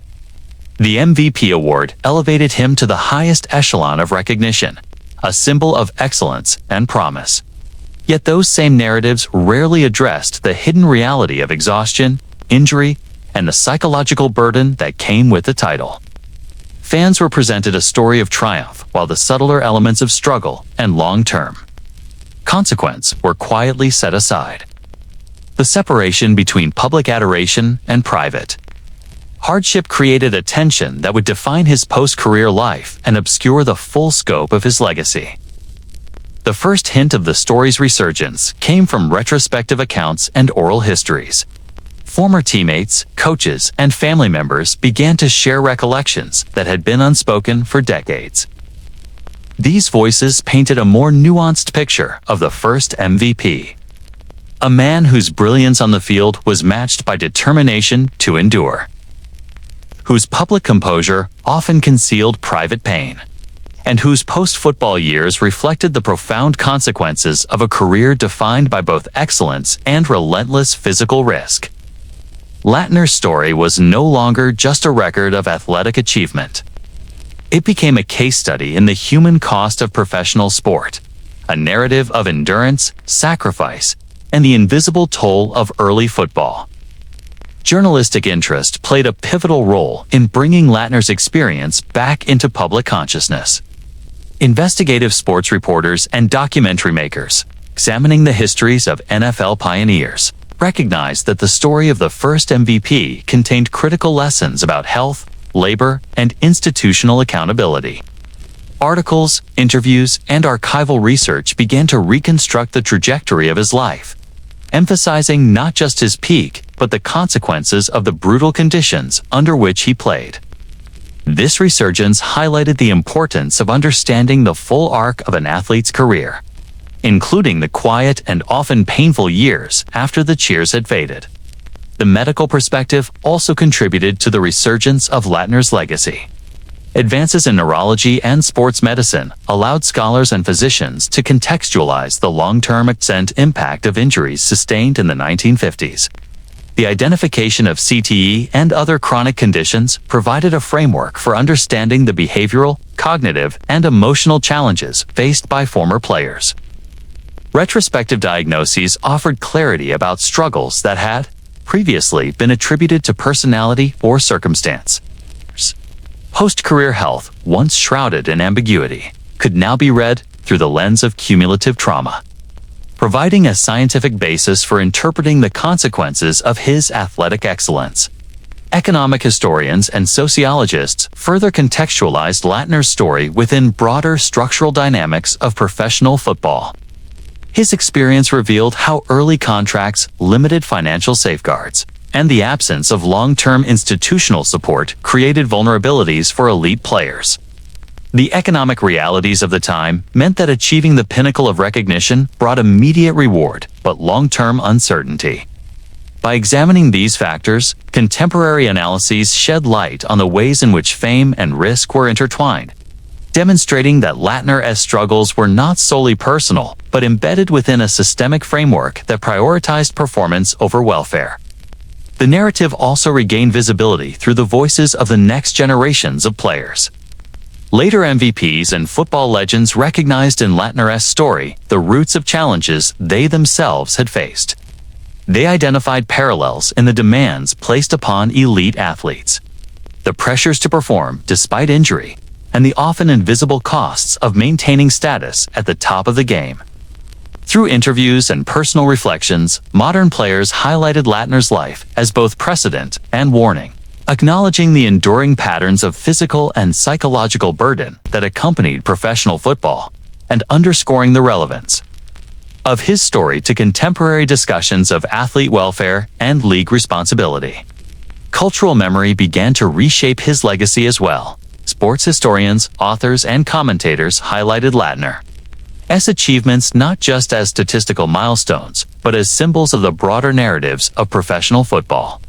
The first MVP became emblematic of the intersection between personal ambition and structural pressures, a figure through whom the public could explore questions of risk, reward, and ethical responsibility in sport. Lattner's resurgence in memory underscored the importance of examining historical figures holistically, acknowledging both their accomplishments and the costs they bore. The rediscovery of Lattner's story also influenced contemporary debates about the NFL's past. As the league faced scrutiny for player safety, pension structures, and post-career support, Lattner's life provided a touchstone for understanding historical neglect and systemic oversight. His experiences illustrated the continuity of certain pressures across generations and highlighted the necessity of institutional accountability. By bringing attention to the first MVP, scholars and advocates created a bridge between historical analysis and present-day reform, demonstrating that understanding the past is essential to shaping safer, more responsible futures for players. At the same time, personal recollections added emotional depth to the revived narrative. Family members, friends, and former teammates shared intimate insights into Lattner's character, resilience, and humanity. These accounts emphasize the complexity of his life beyond the field, portraying a man who navigated fame, injury, and social expectation with determination yet bore the invisible scars of a physically punishing career. By integrating these personal perspectives, the story regained its emotional resonance, reminding audiences that historical figures are more than statistics and awards, they are living human experiences shaped by achievement, adversity, and context.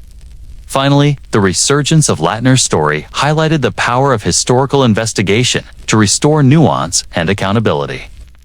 By examining archival records, medical data, and personal testimony, researchers reconstructed a narrative that had been obscured by time, myth, and institutional silence. Lattner's life became a lens through which to examine the early NFL, the evolution of player welfare, and the complex interplay of fame, risk, and legacy. The first MVP's story, once relegated to fleeting mention in record books, now serves as a central example of the intersection between excellence and consequence, triumph and hidden cost, public celebration and private struggle.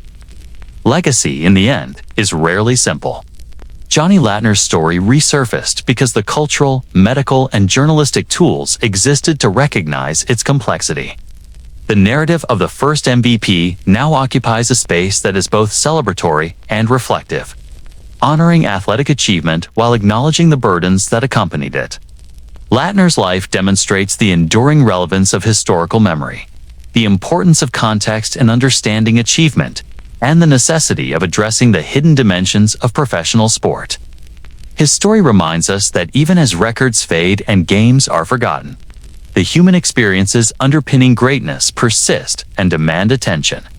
By reconnecting with the life of the first MVP, modern audiences gain insight into the dual nature of professional football, the exhilaration of success and the quiet suffering that often follows.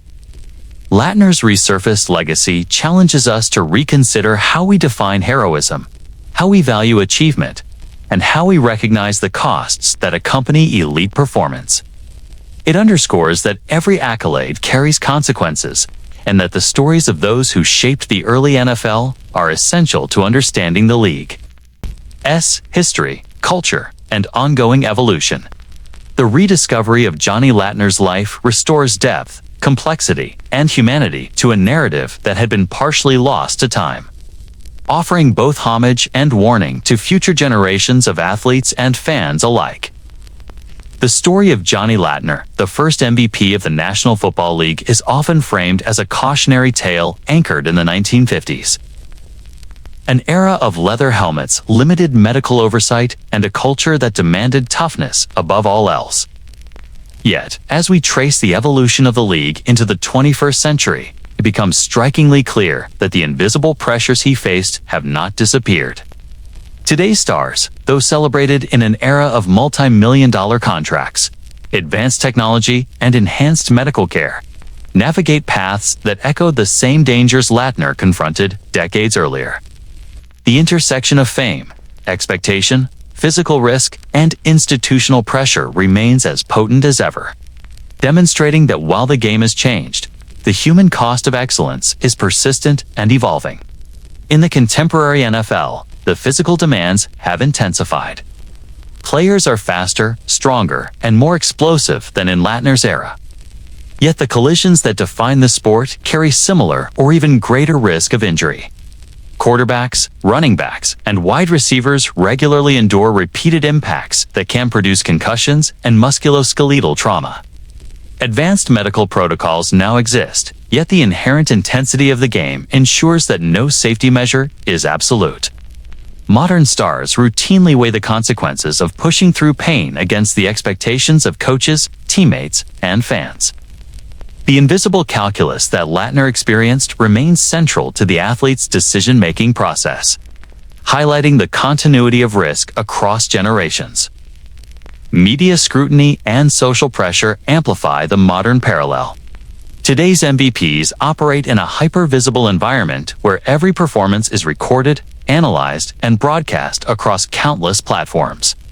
Social media extends the reach of critique and praise alike, intensifying the psychological stakes.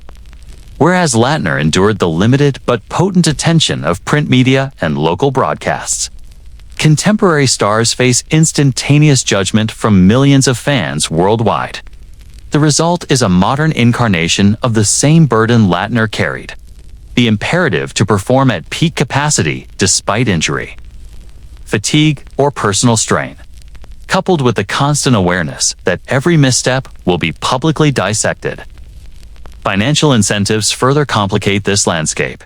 Contracts, endorsements, and performance bonuses reward achievement but simultaneously increase pressure to maintain status, deliver results, and protect market value. The economic stakes of playing at the highest level create an implicit expectation that injury or decline must be managed privately, often at the cost of long-term health. In this regard, the modern MVP walks a path that mirrors Lattner's experience, outwardly celebrated and materially rewarded, yet constrained by invisible demands that dictate risk management, public persona, and personal sacrifice. Medical awareness and institutional policy have improved, yet challenges remain. Concussion protocols, helmet technology, and injury reporting systems are designed to protect players. But the implementation and adherence to these measures are not flawless. Players often face the choice between preserving immediate career opportunities and protecting long-term health. Many still report playing through pain, underreporting injuries, or experiencing pressure to return prematurely. In this context, the invisible burden that haunted Lattner persists, albeit in a more technologically advanced and socially mediated form. The same human vulnerabilities, cognitive strain, emotional stress, and physical wear continue to shape the experience of elite players. The psychological dimension of the modern parallel is especially notable. Mental health challenges among contemporary stars are increasingly recognized, with depression, anxiety, and identity crises documented in high-profile athletes. The intense focus on performance, coupled with the isolation created by fame and injury recovery, produces pressures reminiscent of those Lattner endured. Despite greater awareness and resources, players often struggle to reconcile public expectations with private realities. The cultural mandate of resilience and stoicism, while moderated by modern attitudes, continues to influence decision-making and coping strategies, demonstrating that the invisible cost of athletic excellence is not confined to a single era. Family dynamics also reflect continuity across time.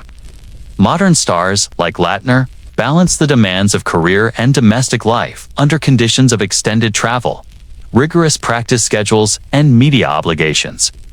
The strain on personal relationships, though mediated by increased financial resources, remains a persistent challenge. Wives, partners, and children witness the physical and emotional toll of the sport. Navigating the consequences of visibility, expectation, and risk. The human experience of sacrifice for professional achievement has not fundamentally changed, and the lessons embedded in Lattner's life remain relevant. Historical awareness informs contemporary discussions about league responsibility. The story of Lattner serves as a touchstone for debates about player welfare, safety regulations, and post-career support. Policies designed to mitigate risk, including stricter return-to-play guidelines, comprehensive concussion management, and long-term health monitoring, reflect the influence of past experiences on present practices. Yet despite these measures, the central tension persists. The pursuit of excellence requires sustained exposure to physical and psychological stressors. Modern MVPs inherit both the rewards and the responsibilities. Walking past that, while improved in certain respects, mirror the invisible challenges Lattner faced decades earlier. The cultural narrative around modern MVPs reinforces this parallel. Media coverage celebrates achievement while minimizing discussion of personal cost. Endorsements and celebrity amplify visibility, but also intensify scrutiny. The pressure to maintain peak performance, coupled with heightened awareness of historical precedent, creates a paradox in which athletes are simultaneously empowered and constrained by their recognition. Lattner's experience illustrates the origin of these dynamics, and contemporary players navigate the evolved but fundamentally similar landscape of expectation and risk. Cumulatively, the modern parallels underscore a continuity of human experience in professional football. Technological and institutional advancements have mitigated certain dangers. Yet the structural and cultural pressures inherent to elite performance remain constant. The invisible burden of the MVP encompassing physical risk, psychological strain, social expectation, and familial consequence persists, shaping the lives of contemporary stars in ways that are both recognizable and uniquely mediated by the modern era. Lattner's story, though situated in a specific historical context, provides a lens through which these ongoing challenges can be understood. Ultimately, the modern NFL is inseparable from its history. The achievements of today's stars are built upon the legacies of those who preceded them, and the costs of greatness remain an enduring aspect of professional football. Johnny Lattner's life provides both a cautionary tale and a framework for interpreting contemporary experience. The first MVP's triumphs and trials illuminate the persistent intersection of excellence, risk, and human vulnerability. Modern players, while celebrated, face a continuum of challenges that echo the invisible burdens of the past, reminding us that the pursuit of greatness is inseparable from sacrifice, and that the story of the first MVP continues to resonate in the lives of those who follow in his footsteps. Closing the gap between past and present, we see that while equipment, protocols, and knowledge have evolved, the essential human cost of elite performance has not disappeared. Each collision, each pressure-laden decision, and each public expectation carries consequences that resonate long after the final whistle. The experiences of Lattner's successors demonstrate that the balance between glory and danger remains fragile, and that the pursuit of excellence in the NFL is as demanding, complex, and unforgiving today as it was 70 years ago. In this light, the first MVP is not simply a historical figure, but a timeless reference point for understanding the persistent realities of professional football. Football has always demanded a price. It has required the willing sacrifice of bodies, the quiet endurance of pain, and the unspoken surrender of personal health in the name of something far greater than the self. In the earliest days of professional play, the game was both a proving ground and a crucible. Players entered with dreams of glory, yet few fully understood the invisible toll that would accumulate with each game. Each brutal collision, each season that stretched the limits of their physical and mental endurance. The sports mythology, the stories we tell of heroics and triumphs, has often been written without acknowledging the cost. Behind every celebrated moment, there was struggle and suffering that rarely reached the public eye. The narrative of football's golden age is inseparable from the hidden ledger of injury and resilience that players carried in silence. The first MVP embodies this paradox. He was celebrated for his skill, his talent, and the records he set. But those accolades existed alongside a shadow. Each triumph came at a personal expense, each record a ledger of physical damage that would leave its mark in ways the public could not see. When we examine his life, his achievements, and the era in which he played, it becomes clear that the foundations of professional football were built upon a willingness to endure what would later be recognized as extraordinary human suffering. Glory was attainable only through the quiet tolerance of relentless pain, and the sport thrived in part because that suffering was rarely spoken of. Players were expected to be resilient, stoic, and uncomplaining, even as the violence of the game left lasting scars. To understand football's history fully, one must confront this tension between celebration and cost, between public acclaim and private endurance. In the early decades, medical care was rudimentary at best. There were no comprehensive concussion protocols, no advanced treatments, no standardized approaches to rehabilitation. Players returned to the field with broken bones, torn ligaments, and concussions, often without the guidance that would later define modern sports medicine. Pain was normalized, injury was minimized, and the spectacle of the game demanded participation even when the body protested. The public saw only the moments of brilliance, a long pass caught in stride, a running back breaking through the line, a defensive stand that seemed impervious to the opposition. What went unseen were the injuries accumulating over weeks and months, the long-term consequences that would often emerge years after retirement. The first MVP was both a symbol of football's excitement and a cautionary figure. He represents the duality of the sport's early culture, unrelenting excellence paired with unrecognized human cost. The moral question this raises is unavoidable. What is a life worth in the pursuit of glory? Football, in its most romanticized portrayals, offered fame, admiration, and a place in the public consciousness. It promised that talent and hard work could be rewarded with lasting recognition, that the player could transcend ordinary existence through skill and determination. Yet the reality of the first MVP's career reminds us that such triumphs came with compromises, choices made in the shadow of societal expectation and personal ambition. Players accepted, consciously or unconsciously, the risks inherent in a violent sport, often because there were few alternatives. The fame and fortune that followed were real, but they were inseparable from the hidden ledger of pain that accompanied every snap, every tackle, every contested play. To witness his story is to witness the original sin of professional football, the willingness to celebrate achievement while overlooking, even demanding, the cost extracted from human bodies. This paradox persists today, though in evolved forms. Modern medicine, advanced protective equipment, and league regulations have mitigated some of the physical dangers, yet the essential tension remains. The public continues to consume spectacle without fully appreciating the endurance required to produce it. Players, despite better oversight, are still asked to balance personal health with the demands of performance. The sports narrative remains rooted in heroism and triumph, while the ledger of human cost persists, now documented in data on concussions, chronic injuries, and post-retirement health struggles.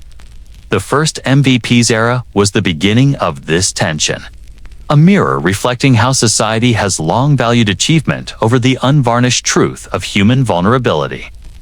The lessons of that period continue to resonate, shaping discussions around safety, ethics, and the nature of competition. Football has always mirrored broader societal values, magnifying questions about sacrifice, risk, and ambition. The story of the first MVP illuminates a culture that prized toughness, resilience, and public triumph above private well-being. In examining this history, we are confronted with an uncomfortable reality. The greatness we celebrate is inseparable from suffering endured quietly and privately. Players who laid the foundation for the modern game did so with bodies and minds tested to their limits. Their courage was evident not only in feats of skill, but in their endurance of relentless physical trials. Understanding this aspect of football's history allows us to see the sport more completely, recognizing both its beauty and its inherent cost. The human cost is not merely physical. Mental and emotional burdens accompanied the injuries and exhaustion. Pressure to perform, fear of replacement, societal expectation, and personal ambition combined into a weight that was largely invisible to spectators. The first MVP, celebrated for his talent, navigated an environment that demanded both excellence and suppression of vulnerability. Public attention focused on the triumphs, yet behind every accolade was an individual negotiating the psychological consequences of relentless performance. Football's early culture did not encourage dialogue about mental strain. Silence was expected, resilience admired, and vulnerability viewed as weakness. To understand the legacy of the first MVP is to acknowledge the full spectrum of the human experience that produced legendary moments of the game. There is also a narrative of endurance, loyalty, and camaraderie. Early football required players to rely on one another in extraordinary circumstances, fostering bonds forged in the crucible of shared challenge. This element of human connection exists alongside the pain, providing both comfort and a complex counterpoint to the suffering inherent in the sport. Teams became families, locker rooms became spaces of mutual understanding, and shared experience softened but never erased the individual toll. In many ways, these relationships were both a coping mechanism and a vital aspect of the game's culture, sustaining players through the physical and mental challenges that were expected of them. The first MVP was part of such a culture, and his story reflects both the collective and personal dimensions of football's early human cost. Reflecting on the first MVP, it is impossible to separate his achievements from the consequences of attaining them. Each record, each celebrated play, each historical milestone came as a result of choices made in the context of a sport that demanded both excellence and endurance of pain. The story is neither a warning nor a lament, but a recognition of complexity. Football's mythology is real and compelling, yet incomplete without acknowledging the hidden ledger of human cost. Glory is not without consequence. Triumph is inseparable from endurance. And greatness, even at its most celebrated, exists within the delicate balance between ambition and vulnerability.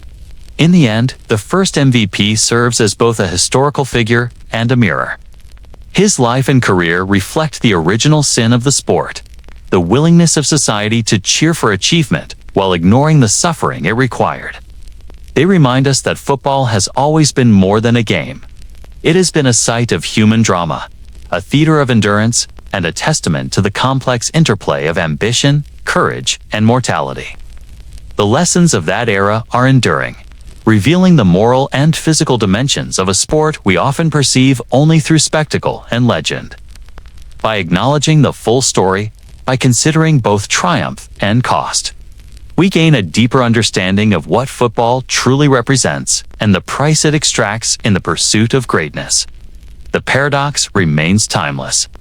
Football celebrates the extraordinary, the heroic, and the immortalized achievements on the field. Yet these are inseparable from vulnerability, endurance, and human limitation. The first MVP embodies this duality, representing both the heights of excellence and the costs endured silently. In reflecting on his life, we confront the enduring tension between public admiration and private struggle, between glory and pain. The sports mythology is compelling, but the truth behind it is sobering. The first MVP reminds us that behind every celebrated figure are unseen sacrifices, and that human endurance is as integral to football's history as skill and strategy. Greatness in football has always demanded more than talent. It has demanded courage, resilience, and the ability to endure physical and mental trials beyond what many can imagine. The first MVP achieved recognition not only for his skill, but for his willingness to absorb the game's relentless pressures. His story is a caution, a reflection, and a testament. It reveals the moral and physical stakes of a sport that would come to dominate the American imagination. Glory, as the history of the first MVP demonstrates, is inseparable from the endurance of challenge. And the myths we tell must reckon with the costs endured quietly along the way. In considering football's origins and its enduring mythology, we recognize the delicate balance it has always maintained between triumph and suffering.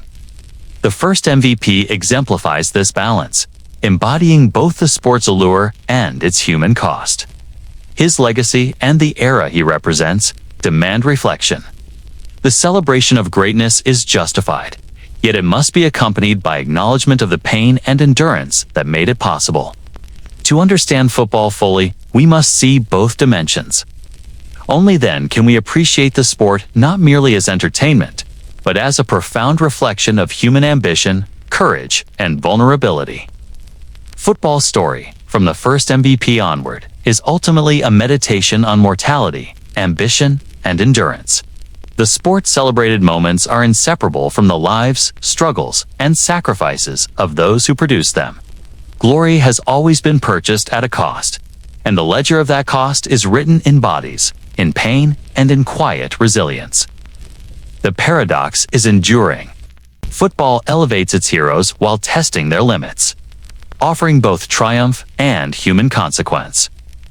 Reflecting on this history, we are reminded that greatness is never without burden, and that the legacy of the first MVP and those who followed in his footsteps is as much about endurance as it is about achievement. The story of football is the story of humanity itself, a mirror in which we see both our capacity for excellence and our vulnerability to the forces that shape it.